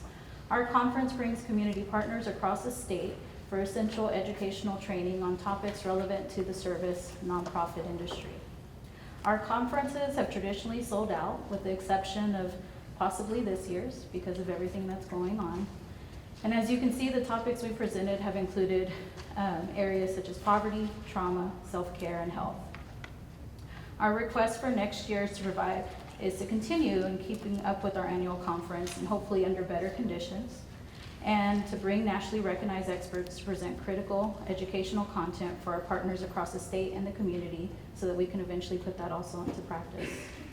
We thank you for supporting us over the years, and we recognized and anticipated that we may not, as a community, have enough funds to go around. So we too adjusted our ask this year, and we hope this makes that decision a little easier. But I do want you to know that we thank you, and it definitely has been essential in helping a lot of agencies and partners that traditionally wouldn't have access to that educational content get trained on it. So I think that might have been helpful with everything that's going on. So thank you so much. Are there any questions? Are we gonna do a virtual? So we've had to pivot this year. We had already, I would say, had spent a third of our funding, and so to keep in those lines, we were able to pivot it to a digital conference. So we're still bringing critical and important content, but definitely it has impacted us this year. So your 15,000 that we awarded you, you're still going to use that for a digital conference in this cycle? So we anticipate to use some of the funding. We are working, we had a very dynamic speaker who would have been great in person, but virtually it's a different ballgame. So we are currently trying to still secure our digital speaker, a virtual speaker. So we anticipate at minimum a third of our funding to be spent, and possibly half for this year. Any other questions? Any other questions? Thank you very much. Next, we're going to go ahead and do 3 in a row. So we'll do the Odessa Parks Fall Festival, Starbright Village, and Ratliff. In 2 minutes, Mr. Patton. That was per application? 6. 2 per 6 total? No. I'll make this real quick. On our first application is Fall Festival. We did not do Fall Festival this year because it does involve children and families. And with our COVID that's going on, we did cancel the event. So that is a rollover, and we're asking for those monies to be used next year for the event, and we'll just roll those over the same amount, the same game plan, no difference in our advertising or events. And on the Starbright Village, of course, is our largest. You didn't use any of the fall festival? Do you mean to read it for you? What? No, I was just saying, you didn't use any of your fall festival? No, we canceled the entire event, and we made a decision early in the year that we probably wasn't gonna do it because of all the contact, the bounce houses that we have. Everything is just way too much contact for the public, so we didn't touch those funds. So a complete rollover. Is that the one that's coming up? That's correct. In October? Would be. We have about a 2-week time frame that we have to pay bills when we get funded, so it makes it, it's pretty interesting, but we get it done. Thanks to a great staff. Corey? So Steve, you, in your request, you said you're requesting $150,000. But you're $150,222. But the amount on your exhibit that's going to be paid for with city funds is only $115,420. So is that really what your request from us is? Yes, that's Not correct. the 150? No. And then 100 is going to roll over? The full amount, yes, So it's really 15 grand? that's correct. Okay. Just want to be sure. Yes, 15 grand on the fall festival, no? Yes. if you roll the 100,000 over, our real number is 115,000. Right. And we're rolling that over So it'll be 15,000 allocation if you want to do it. for the fall festival. Okay. Because we have 100,000 now, and then if we roll that over, we're asking for just another 15,000 actually on those numbers. Okay. Starbright Village, biggest event that we have all year. Takes months and months of planning. We use a lot of volunteers. We are going to plan to have that event this year. It is a drive-through, and we probably will eliminate the walking portion of the trail system itself and limit it to just drive-through. or, well, and of course, we have security that's out there. We're also gonna do away with Santa Claus this year. He'll be virtual probably, not sitting in his lap like we've done in the past, just because of the situation. So we do plan to go with the full amount of advertising, a new display, and we will also do a community Christmas tree lighting ceremony with all the public officials in a little bit different situation. We won't have the big celebration like we do on site. We'll probably do something virtual in the studio. A little bit more creative planning and less contact with the public, but we do plan to utilize all the funds that we have this current year in the upcoming season. So our request is noted. With those amounts is what we are requesting again. And that does include advertising and our displays for downtown. Any questions? I don't have a question, but I do want to just say, Steve, the Fall Festival and the Star Bright Village are amazing. Thank you. And you guys, you and your staff do a great job, and I think it's enjoyed by all. I know it's very crowded, very hard to get to every year. And so thank you for all, you and your staff for all your hard work. Thanks, Mayor. It's great staff, does a good job. And they've established themselves as long-standing events that bring a lot of people to our McKinney Park, which is fantastic and really both well attended. And Ratliff Ranch, we have expended most of those funds, and we will have all of those funds expended in just the next few months. We've sort of curtailed our advertising through most of the COVID because we could only accommodate a certain number of players. We had our limited tee times, and the minute that we were able to open up the Ratliff again, we were just inundated with people and a lot of complaints about staggering the tee times. But we were trying to limit the crowd exposure, limiting everything to 4, maximum 4. We're allowing people to have their own carts, and it was really a real problem to try to accommodate all the tee times. So I stopped the advertising. You might have seen some station identification breaks that we had, really nicely done, and we stopped those just because we were filling Saturdays, and we would get 20, 30 calls at a time, and everything was booked so fast. So now that we're able to spread out our capacity as far as accommodations, we've gone back into some advertising. We're going back with our station identifications. And this last package, we went all the way up into the Lubbock market, which is a big market for us on the television and the media. So we were able to bring that hits Seminole and all these outlying smaller communities, people in the oil field, and they can come into Odessa to Ratliff Ranch, and we try to make that outreach. So basically the same amount again. Are there any questions? Thank you very much. Great, thank you. I think it'd be good to point out that the attendee donations at Starlight Village, 44,000. I think that's really good just from attendee donations.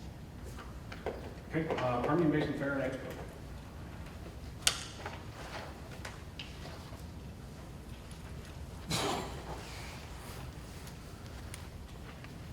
Good evening, Mayor, City Council. My name is Chris Yunt. I'm the president of the fair this year. First of all, I'd like to thank you for the contributions for last year and the previous years y'all donated to us.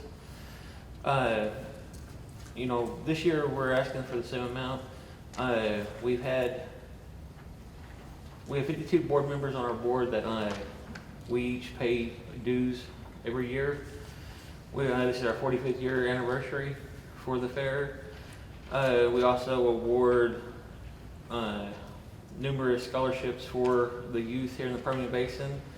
We reach out to over 40 countries, the state, within the state, as well through social media, television, newspapers, billboards, our website. So, you know, we reach out and have a good time at the fair. Are there any questions? Still anticipate that we'll be able to do it safely in September. Yes, ma'am. Okay, thank you very much. Next is Sand Hill Stock Show and Rodeo.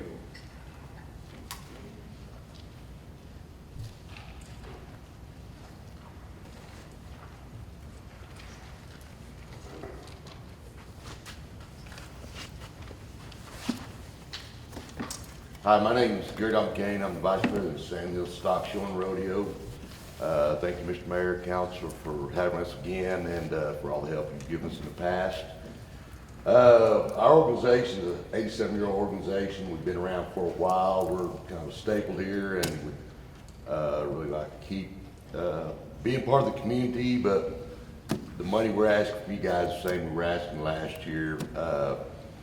We had, I think, between the Contested Offenders Committee, there was a total of like 25,800 people involved, 25% of it coming from out of town. And the stock show and the rodeos promote our youth.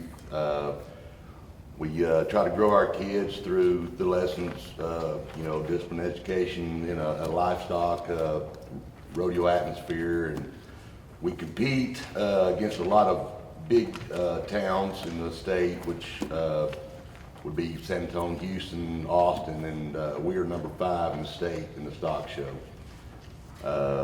We gave out $271,000 in sales from our stock show last year to the youth in our sales. So that helps them move on to the next shows and gives them a chance to, appreciate what they've learned and growing. Our rodeo is in the top 50 of over 3,000 rodeos in the state, or in the nation, I'm sorry. And your money has helped us in promoting our rodeo across the community and the state of Texas. And we get a lot of vendors, top contestants that come in and spend 14 days here. And, it puts quite a few heads in beds over a 2-week period. So we're pretty proud that they come in and stay. We had our biggest rodeo last year because we made some changes, and we almost doubled our contestants last year in the rodeo. So we're pretty proud of that and very fortunate that we were able to get our rodeo over with before the virus came and affected everything. January, we were early before this happened, and a lot of rodeos are being shut down. Stock shows and rodeos are being shut down, so it's hurting, not just in the rodeo community, but everything that's going on across our state. So I'm hoping that we'll get this coronavirus behind us before our rodeo rolls around in January, but we're asking for the same amount of money that we asked for last year. You guys helped us out a bunch, and it was a way that we could get our community shared, through advertising and bring people into town. This is Nancy Kane. She is Vice President of Promotions. So if y'all have any questions on the money side of that. I don't have a question, but I'd like to volunteer Tom for the bull riding. It was entertaining. It was short and fast, but it was entertaining. And I know, I've met most of you guys. Mr. Sheldon I have not met, but welcome to the jungle. All right, thank you very much. Thank you. Next is Texas Tours Entertainment.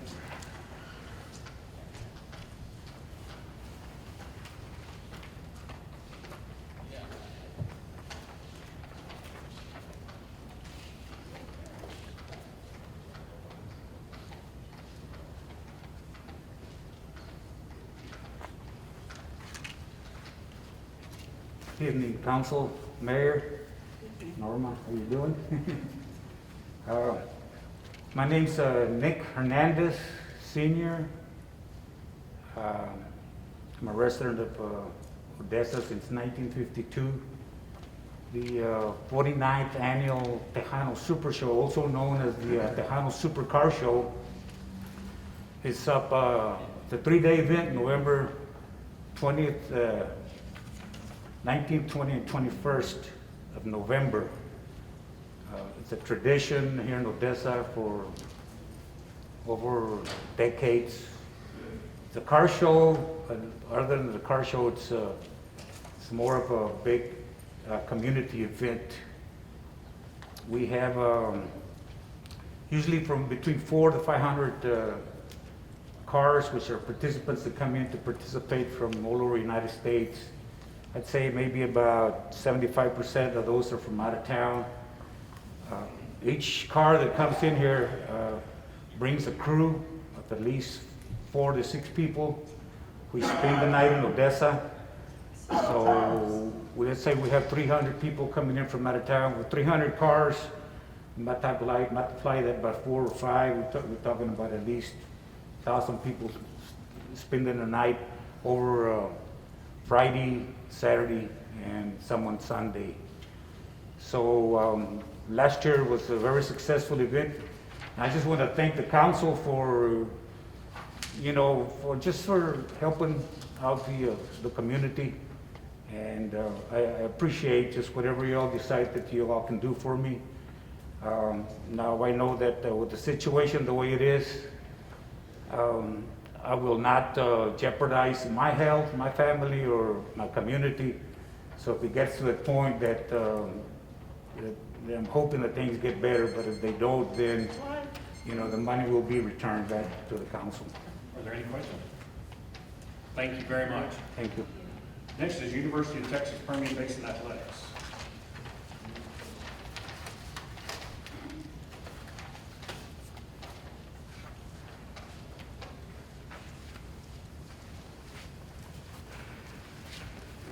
Good evening, Mr. Mayor and council members. First of all, pardon my notes. I never joined Toastmasters, and I'm really regretting that decision at this moment. We really appreciate the opportunity to be here. My name is Casey Carson, and I'm here with Rebecca Schlorf, Wendell Snodgrass, and Lynn Andrus, representing UT Permian Basin Athletics. I grew up in Odessa and always knew I wanted to come home at some point. In January, I learned of an opportunity with the athletic department. So I did a little Google research and realized that Dr. Woodley had this vision, this wonderful vision to grow the university, and recognized athletics as a great way to do that, to accomplish that. That really excited me. I worked at Texas Tech University for 17 years, and I can tell you from that experience that a winning football season makes everyone in the community a winner. So that's why I'm here. One thing that my Google search didn't let me in on is that athletics programs and universities are not funded by state resources. Therefore, we are funded by students, student fees, and external supporters. We are very thankful for the support that you all have given us. And I know that there has been an issue. One of the main things about being a good partner is being a good steward of the resources that we're given. We got a call last week about the funds that were awarded from you all. And I will say Rebecca started about 2 weeks before I did in January. She has been researching the situation. She's been working with the University Accounting Office, and we have addressed it. We are correcting it, and we can assure you it will not happen again. We are using the funds. There was just a mix-up with the accounting office. So believe me, the needs in our department are endless. So what I would say after that, are we a good investment? Surprisingly, I would argue yes. But for this group, not just because we provide an educated workforce to the community, not just because we provide quality of living increases for the citizens, but because we're great. Are there any questions? And we have a lot, we bring in a lot of visitors. So this 87,000 you haven't requested yet, you are going to request, you got receipts to spend that through this cycle before, this is for the next cycle with no carryover, right? Correct, and we have submitted documentation about that. Most of the majority of the funds have already been used, they just haven't been billed to you. Thank you very much. Thank you. Next is West Texas Track Club. Mayor, I just spoke to the planner for this event, and she is on her way. Is she be moved to the bottom, or should I speak on her behalf? We can work with them. Oh, is that you? Oh, is this the ladies first? Oh, no. I was just talking to Nita, and she said she didn't know. That's two different ones, I think. Oh, I'm sorry. Oh, this isn't the one. Yes, I'm sorry. My bad. Sorry about that. How y'all doing? Mayor, council, pleasure. My name is Eugene Nebo. I'm the head coach for the West Texas Track Club, And again, I just want to thank y'all for your continuous support, just helping out the kids. Just tell you a little bit about the track club. Our main goal is to combat childhood obesity. That's a big problem, just trying to promote health from a young age, so it just becomes a habit and a natural lifestyle. As we see with the virus, one thing we've noticed is that typically, which is also to a fault, the healthy young people are not as worried as people with comorbid conditions. So starting at a young age, promoting a healthy lifestyle can hopefully decrease those comorbid conditions in our population. Due to the virus, we're unfortunately not able to have the track meet. We spent maybe a 10th or a 12th of the funds that we received from y'all on medals, because we had to purchase those at an early time period before we found out everything was canceled. Again, just want to thank you for your continued support and praying that we're allowed to benefit the kids next year, barring no interruptions from the virus. And with that, I'll take your questions. Any questions? Thank you very much. Thank you. So Cindy, the balance can be rolled over other than that already requested. Next is White Pool House.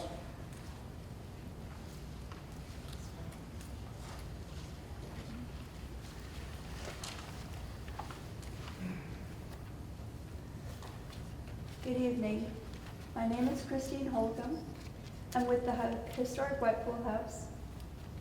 It's a popular tourist destination for those visiting Odessa or attending our events. The museum and its grounds represent two important eras in our history, the pioneers and the early entrepreneurs. All of the people from those eras had at least one thing in common. They were tough. Not only did they withstand the challenges and elements of establishing a home and a thriving business in the desert, they endured the trying historic periods of our collective history. As leaders, please consider what it must have been like back then, all those years ago.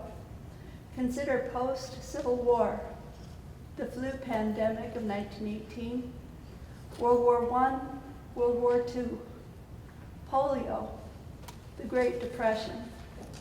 All of these events were conquered without the benefit of computers, iPhones, a 24/7 news feed, or social media. It was the people who banded together, supported each other, and we pulled each other through. To say it's been a rough year at White Pool is an understatement, and it's only June. We were proud to have become a strong nonprofit. We gave tours and hosted events almost every weekend until the end of this February, and then everything stopped. As you can guess, we've been hit hard, but we'd like to think we're kind of tough too. We have been allowed to reopen at 50%, but people are still justifiably nervous about large gatherings. And by the way, I want to thank you, Mayor Turner, for your leadership and the daily briefings. I want to mention that we still have plans to shoot part of an Australian movie also. Thank you. Are there any questions? Yeah, you had some money left over from this year. You're going to use that before the end of this cycle, aren't you? Yes, it's in sounded process. like from your- okay. Thank you very much. You bet. Thank you. Next is USATF West Texas. So that's the one I meant to speak up for. She is on her way, however, I can speak on behalf of Yeah, that's the fine. organization, if that's okay. Mia Nelson is the director that's over this event that will be occurring this July. This event was supposed to take place this past July, but obviously because of the COVID-19 pandemic, they had to cancel it. But the Olympics allowed them to push it to next year for 2021. This event is significant. In 2016, we're on a 4-year rotation. In 2016, when it was held in Odessa, there were 1,800 attendees, and it brought in $2.2 million into the community. They bring several, it's a week-long event. It starts on a Tuesday and ends on a Saturday. And they pay for the rental for ECISD to rent their track, and they also work with Odessa College as well. trying to think if there's if I'm leaving anything out. They bring a lot of families. We help them locate the rooms for their referees that they bring. There's a lot of collaboration with them on that. Our department, is going to work closely with them just to assist them, but obviously if they receive this money from you, then we will not be assisting them financially. We'll help them in other ways with Odessa, literature, but not any other financial support. Monica, could they have applied for the grant? Yes, ma'am, they could. They certainly could. As you can see, they're requesting $55,000. And SERP, if we get the $65,000, that depletes it. It's very difficult. So I had suggested to her to apply for the money. They do qualify for quite a bit, and based on those calculations that I gave you, it was like $52,000 that they had a return of investment because it was a $2.2 million just in funds that are in sales tax that they bring to the community. So yes, ma'am. I mean, they could apply for SERP, but again, with their big ask, that's why I had recommended to Mia Nelson to apply for it on their behalf. And with SERP, if they're qualified for that large amount, could the sports committee have chosen to maybe say we can't do this because it almost depletes our funds, but we can do this? Yes, ma'am. And that's probably the hardest part with SERP is that, it starts in October and then you start having groups and you can't not award these people based on what you think is going to happen in July of the following year. But, depending on what's left, I mean, certainly we would definitely try to help them. Monica, this is that USATF. Yes, So ma'am. they asked for 50. I believe they asked for 55. The 55 was the track group. Oh, okay, I'm sorry. They did ask for 50. I'm sorry, I didn't even look up there to see what they asked No, for. I just wanted to be sure I wasn't still back on 2 tracks. Sorry, I've got the 2 track and field clubs. Obviously, I've got those mixed up. I apologize for that. No, this is the Olympic qualifier. Thank you very much. Sorry about that. Thank you. The next 2 Ector County Coliseums an interlocal agreement, and then we have the administration fees. So now we will start to allocate the money. We would start with District 1, but since Councilmember Shelton is brand new, I'll pass it to District 2. Can I Yes. get a point of clarification? Sure. There's about $395,273 rollover. So when we tell you what we want to spend, are we taking that into account? So it would be, is that what we're doing? So, For instance, let's just take an easy one. For instance, the West Texas Track Club has 50,000 rollover. They asked for 55, so I have 5,000 on my sheet. Or would it be 55,000? So he said, I think he mentioned he spent 10%, so he's probably spent 5,000. I don't think they've requested that yet. Is that the deal that's on that? Yeah. But so they roll over that amount from last year to the new year, and then you wouldn't be allocating out of your current money. Okay, so we do consider those rollovers and give you the net after the rollover in our, okay. thank you. Thank you. It's up first. Yeah. You can let us know about the rollover, because that's not automatic. Okay. Just Do what now? You'll need to let me know about the rollover, so I've we got can it write written down, down. because it's not automatic. Councilmember Brown. We started at the very beginning. General fund or hotel motel? Let's start at general funds since it's the top of our pages. Okay. Okay, the Children's Miracle Network, $20,000. $20,000. Odessa Crime Stoppers. Susan, were there funds to carry forward on that? No, sir. There was not? Okay, thank you. Odessa Crime Stoppers, $60,000. Permian Care, $90,000. Odessa Teen Court, $69,185. UTPB First Five Permian Basin, there was not carryover there either. Is that right? 15,000. UTPB first 5, 15? 15 years. They asked They for all- 25. I'm sorry. That's Wrong wrong one. Sorry. I tried, Dr. Young Professionals of Odessa, 15.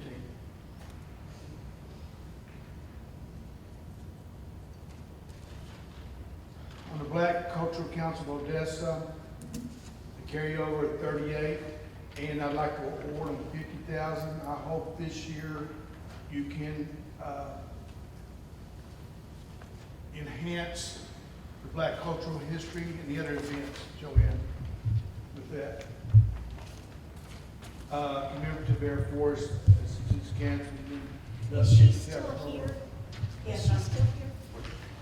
Can I just ask you one thing before you say your now?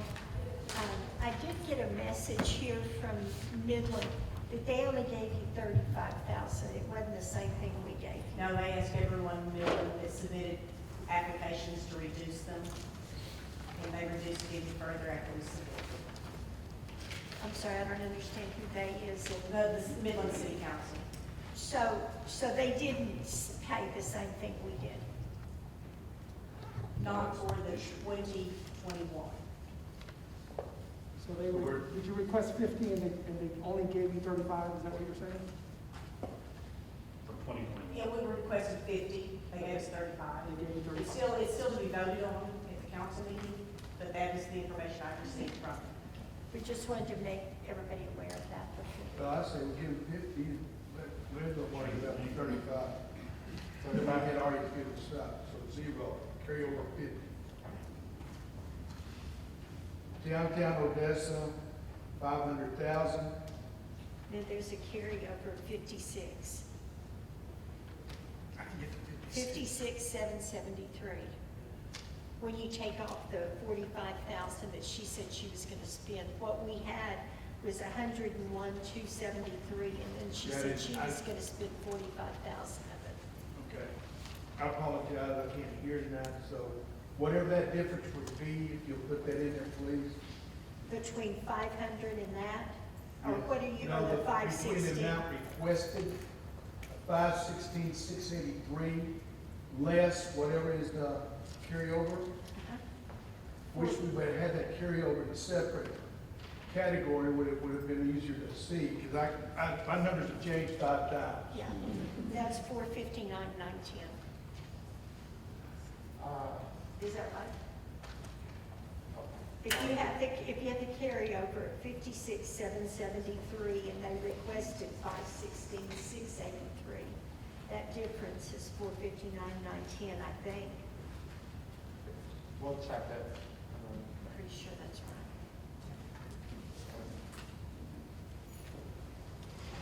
right. Downtown Odessa Parks, 80,000. Yes, to West Texas, I understand there's a $15,000 carry forward, is that correct? That's right. So that award $15,000 to that.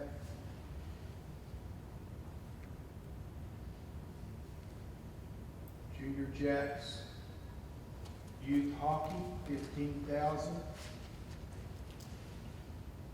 Junior League of Odessa, 15,000.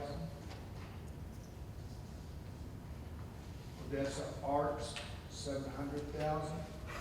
And there's a 50,000 carryover on that. So it's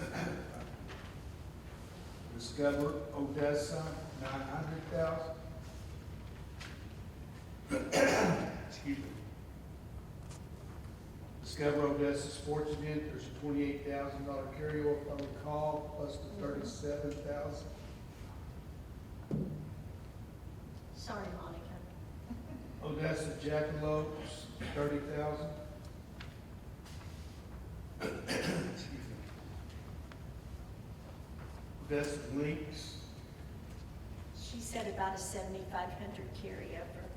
it's So that would leave 7,500. 4,500 for what? The 7,500 plus the 7,500. Oh, so you're saying 15 is what you want to give them?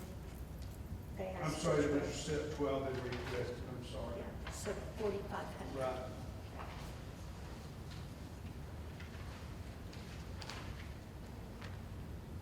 Odessa Parks Fall Festival.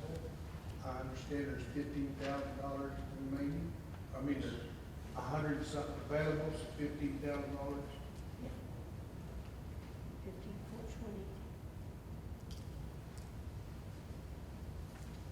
Odessa Parks, Starbright Village, 100,000. Permian Basin Fair and Exposition, 125,000. Ratcliffe Ranch, 20,000. Sand Hill Stock Show and Rodeo, 100,000. Texas Tours Entertainment, 25,000. UT Permian Basin, 75,000. West Texas Track Club, I understand there's 50,000 available, so 5,000. White Pool House Friends, pardon, 43,000. USATF, 50,000. And 50 to 32,599. Okay. District 3, Councilmember White. You ready? Yes. All right. Starting with the general fund, Children's Miracle Network, 15,000. Odessa Crime Stoppers, 60,000. Permeate Care, 90,000. Odessa Teen Court, 65,000. UTPB First Five, 10,000. Young Professionals, 12,000. Are you caught up with me? Yep. All right. Give me a second.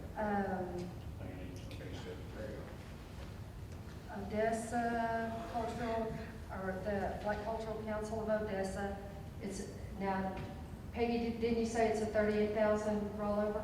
Yes. Right, okay, then I'm proposing 37,000. Commemorative Air Force with a $50,000 rollover, is that correct? Yes. 25,000. It'd be 0.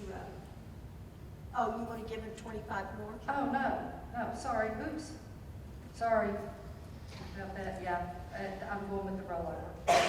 Downtown Odessa, 450,000, with the 56,773 rollover. Downtown Odessa Parks, 75,000. Fiesta West Texas, 15,000, with the 15,000 rollover. Junior Jacks Hockey, 10,000. Junior League of Odessa, 12,000. Odessa Arts, 700,000, with the $50,000 rollover. Discover Odessa, 939, 310. Discover Odessa Sports, 30,000. And then with the rollover. Odessa Jackalopes, 30,000. Odessa Lynx, 11,000. Odessa Parks Fall Festival, 15,000. Odessa Parks Starlight Village, Starbright Village, 150,000. Permian Basin Fair and Expo, 120,000. Ratcliffe Ranch Golf, 48,000. Sand Hill Stock Show and Rodeo, 90,000. Texas Tours Entertainment, 20,000. UTPB Basin Athletics, 95,000. West Texas Tracks a rollover, so that's a 0. What, right? I think it's 5,000. Oh, yeah, okay, that's right. 5,000 on West Texas Track Club.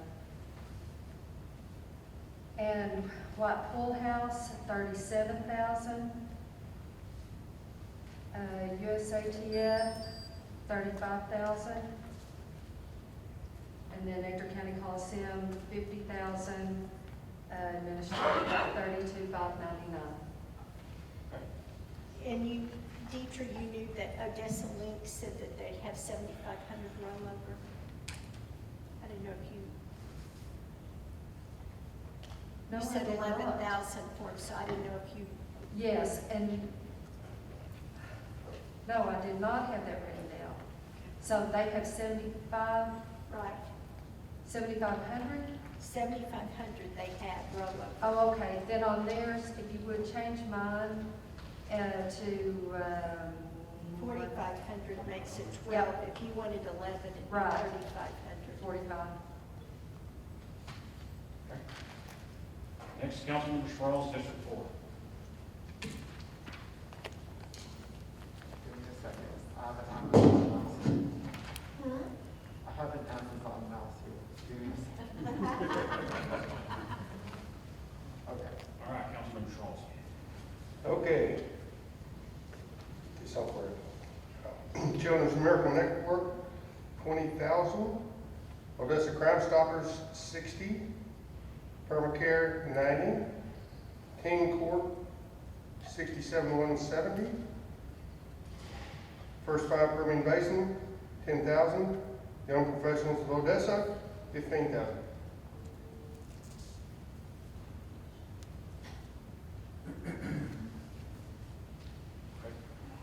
Okay, Black Cultural Council of Odessa, 40,000. Community Bear Force, 10,000. Downtown Odessa, 450.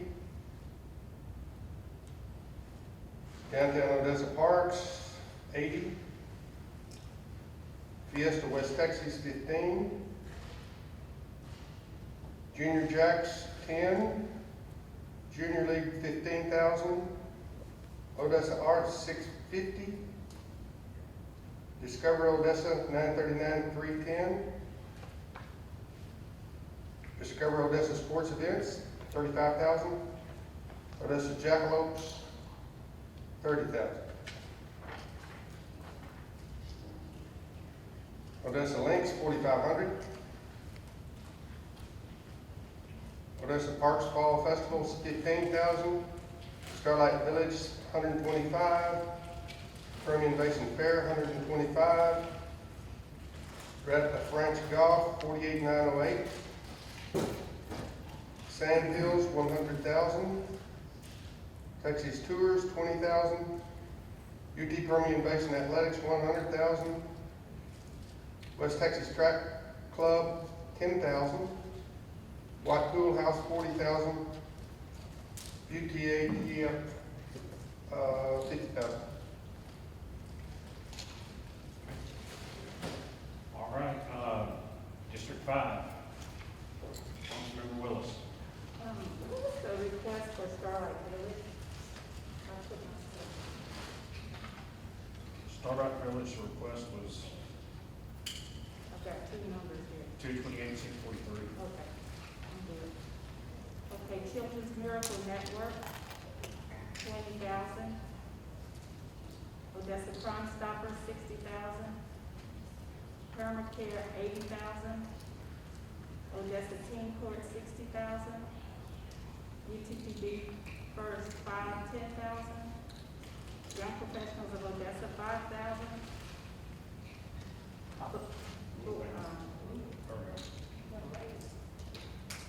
Great.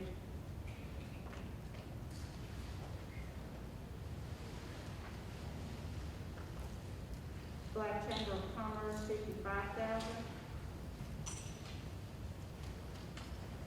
CAF, 0, because of the rollover. Downtown Odessa, 450,000 rollover. Park, 70,000. Fiesta West Texas, 30,000. Junior Jacks Youth, 10,000. Junior League of Odessa, 15,000. Odessa Arts, 750,000. Discover Odessa, 900,000. Discover Odessa Sports, 35,000. Odessa Jack Polo, 25,000. What was that last number? 25. 25.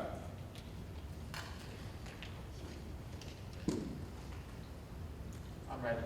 Odessa Links, 5,000.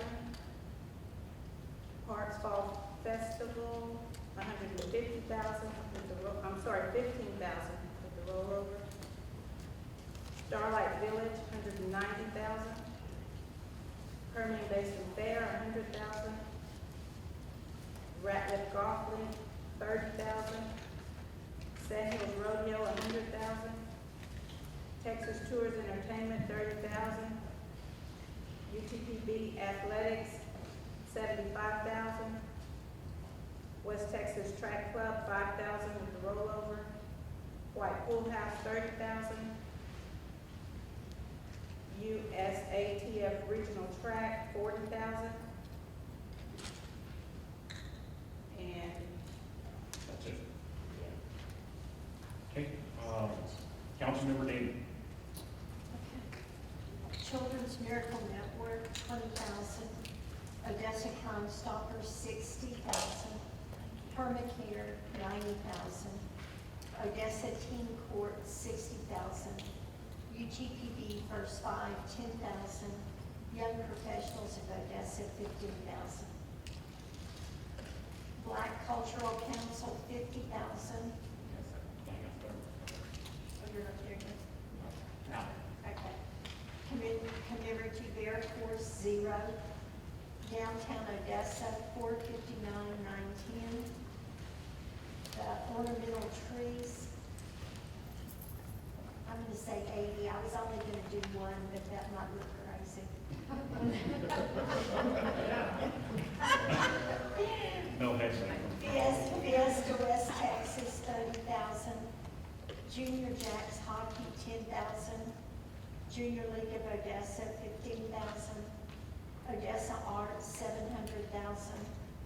Discover Odessa, 939,310. Discover Odessa Sports Events, 37,000. Odessa Jackalopes, 15,000. Odessa Links, 4,500. Odessa Parks Fall Festival, 15,420. Odessa Parks Start Ride, 200,000. Permian Basin Fair, 125,000. Ratliff Ranch, 48,908. Sand Hills Stock Show, 100,000. Texas Tours Entertainment, 25,000. UTPB Athletics, 100,000. West Texas Track Club, 5,000. White Pool House, 35,000. USATF, 45,000. And then the 50 and the 32.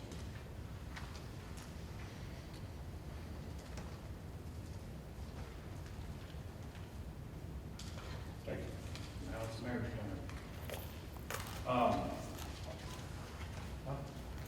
Yeah, go ahead, Reverend. All right.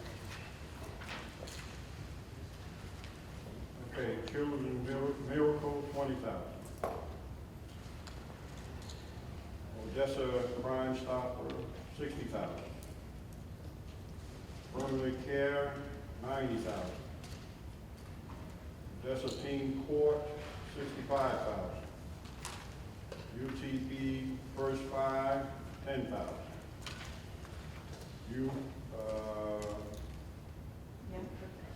Young Professionals of Odessa, 15,000.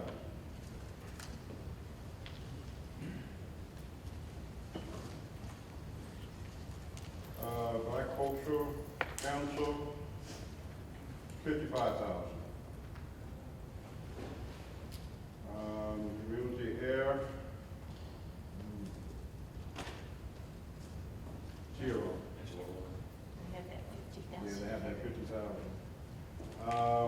Downtown Odessa, 415, 410. Next one, 80,000.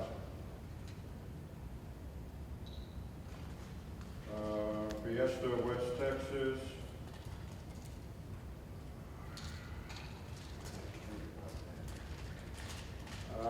$15,000. Junior Jack Hockey, $15,000. Junior Lead of Odessa, $20,000. Odessa Arts, $700,000.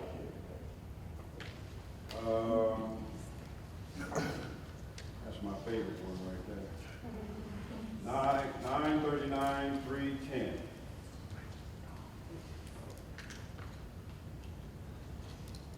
Okay.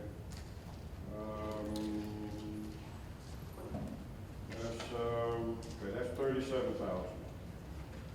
Odessa Jackalo, 30,000.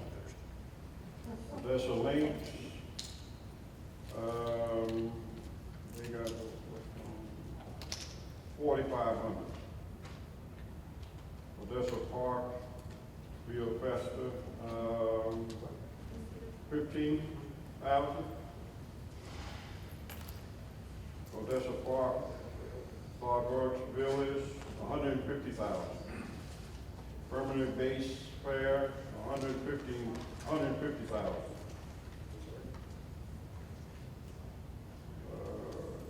Links, 48,908.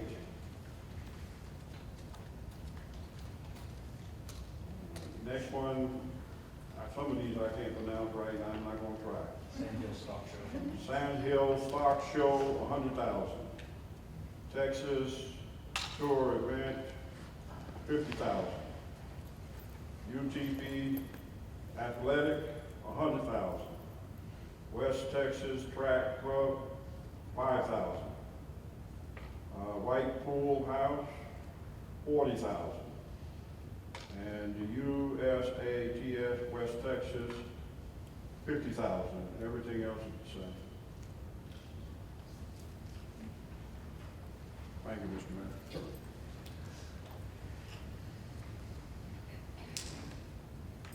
Okay. Children's Miracle Network, 20,000. Odessa Crime Stoppers, 60,000. Permacare, 90,000. Odessa Teen Court, 60,000. UTV First Basin, 15,000. No, I'm sorry, 10,000, that's my mistake. I read the wrong one. And YPO's 15,000. For consensus on. Let's talk real briefly about the consent on Odessa Teen Court.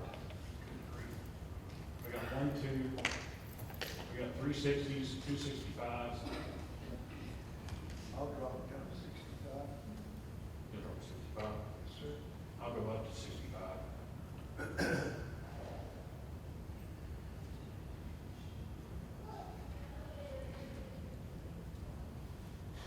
Okay, we have consensus there.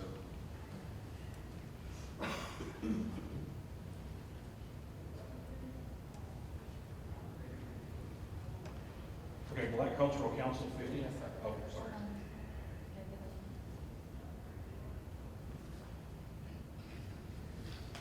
50. Can you scoot it over just a little bit? Which way? That way, to the left. Yeah, just so you can see all, of them. Okay, 0 for CAF. The downtown Odessa is 450. The declarations are 80. Consensus on this one at 15.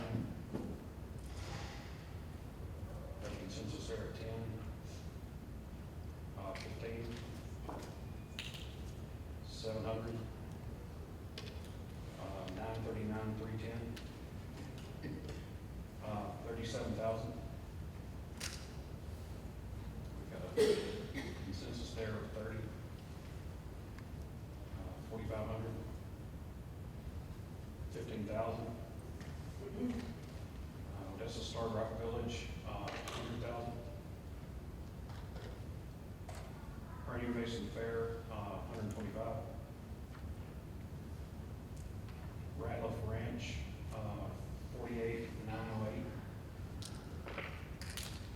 for the stock show. Texas Tour Entertainment, 25.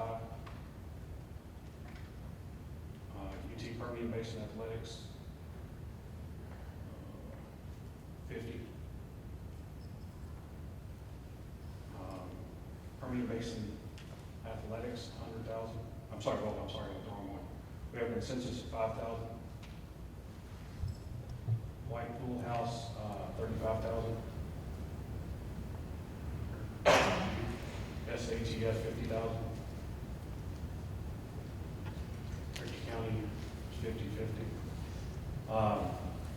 We need a consensus for Starbright, for the first one, Black Cultural Council. We have 1, 2. I'll go up to 55. I'll go up to 55. I'll go up to 55. That's a consensus there. Starbright Village. I just wanted to say something about Starbright Village, is that we're not going to have the fall festival, and we've had COVID-19 all this year.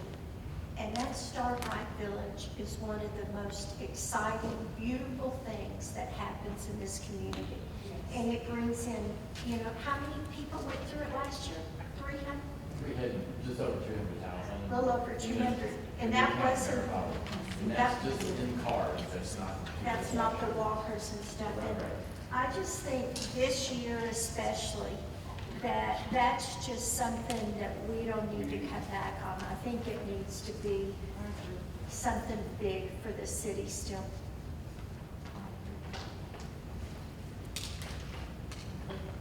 What's everybody's pleasure? I'll go to 150. What was that? Councilmember Sparks. I'll go 150. I would go 150. That's a consensus.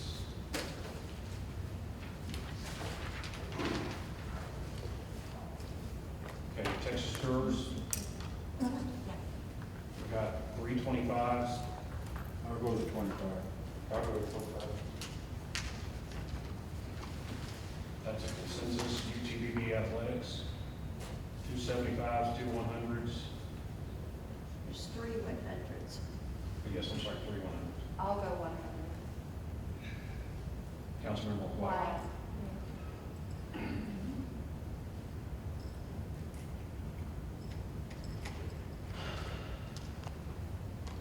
White Pool House. Got 235s, 240s. I'll go 35.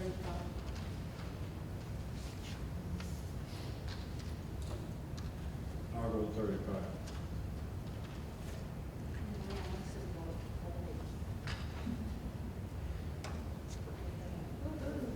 That's it. So we were, Over at the top.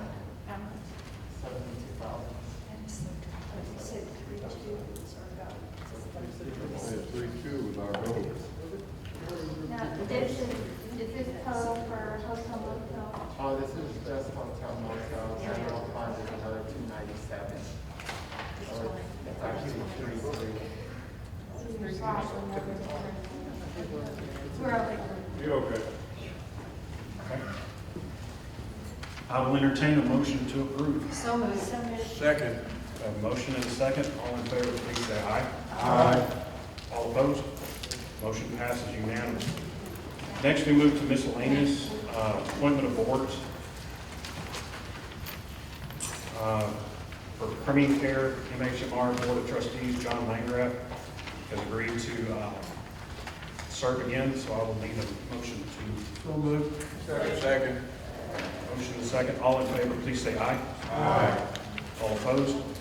We do need to go into recess for the executive session to consider the evaluation or applications of the position of Associate Municipal Court Judge, including the possible appointment of new Associate Court Judge as authorized by Texas Government Code Section 551.074 under Personnel Matters.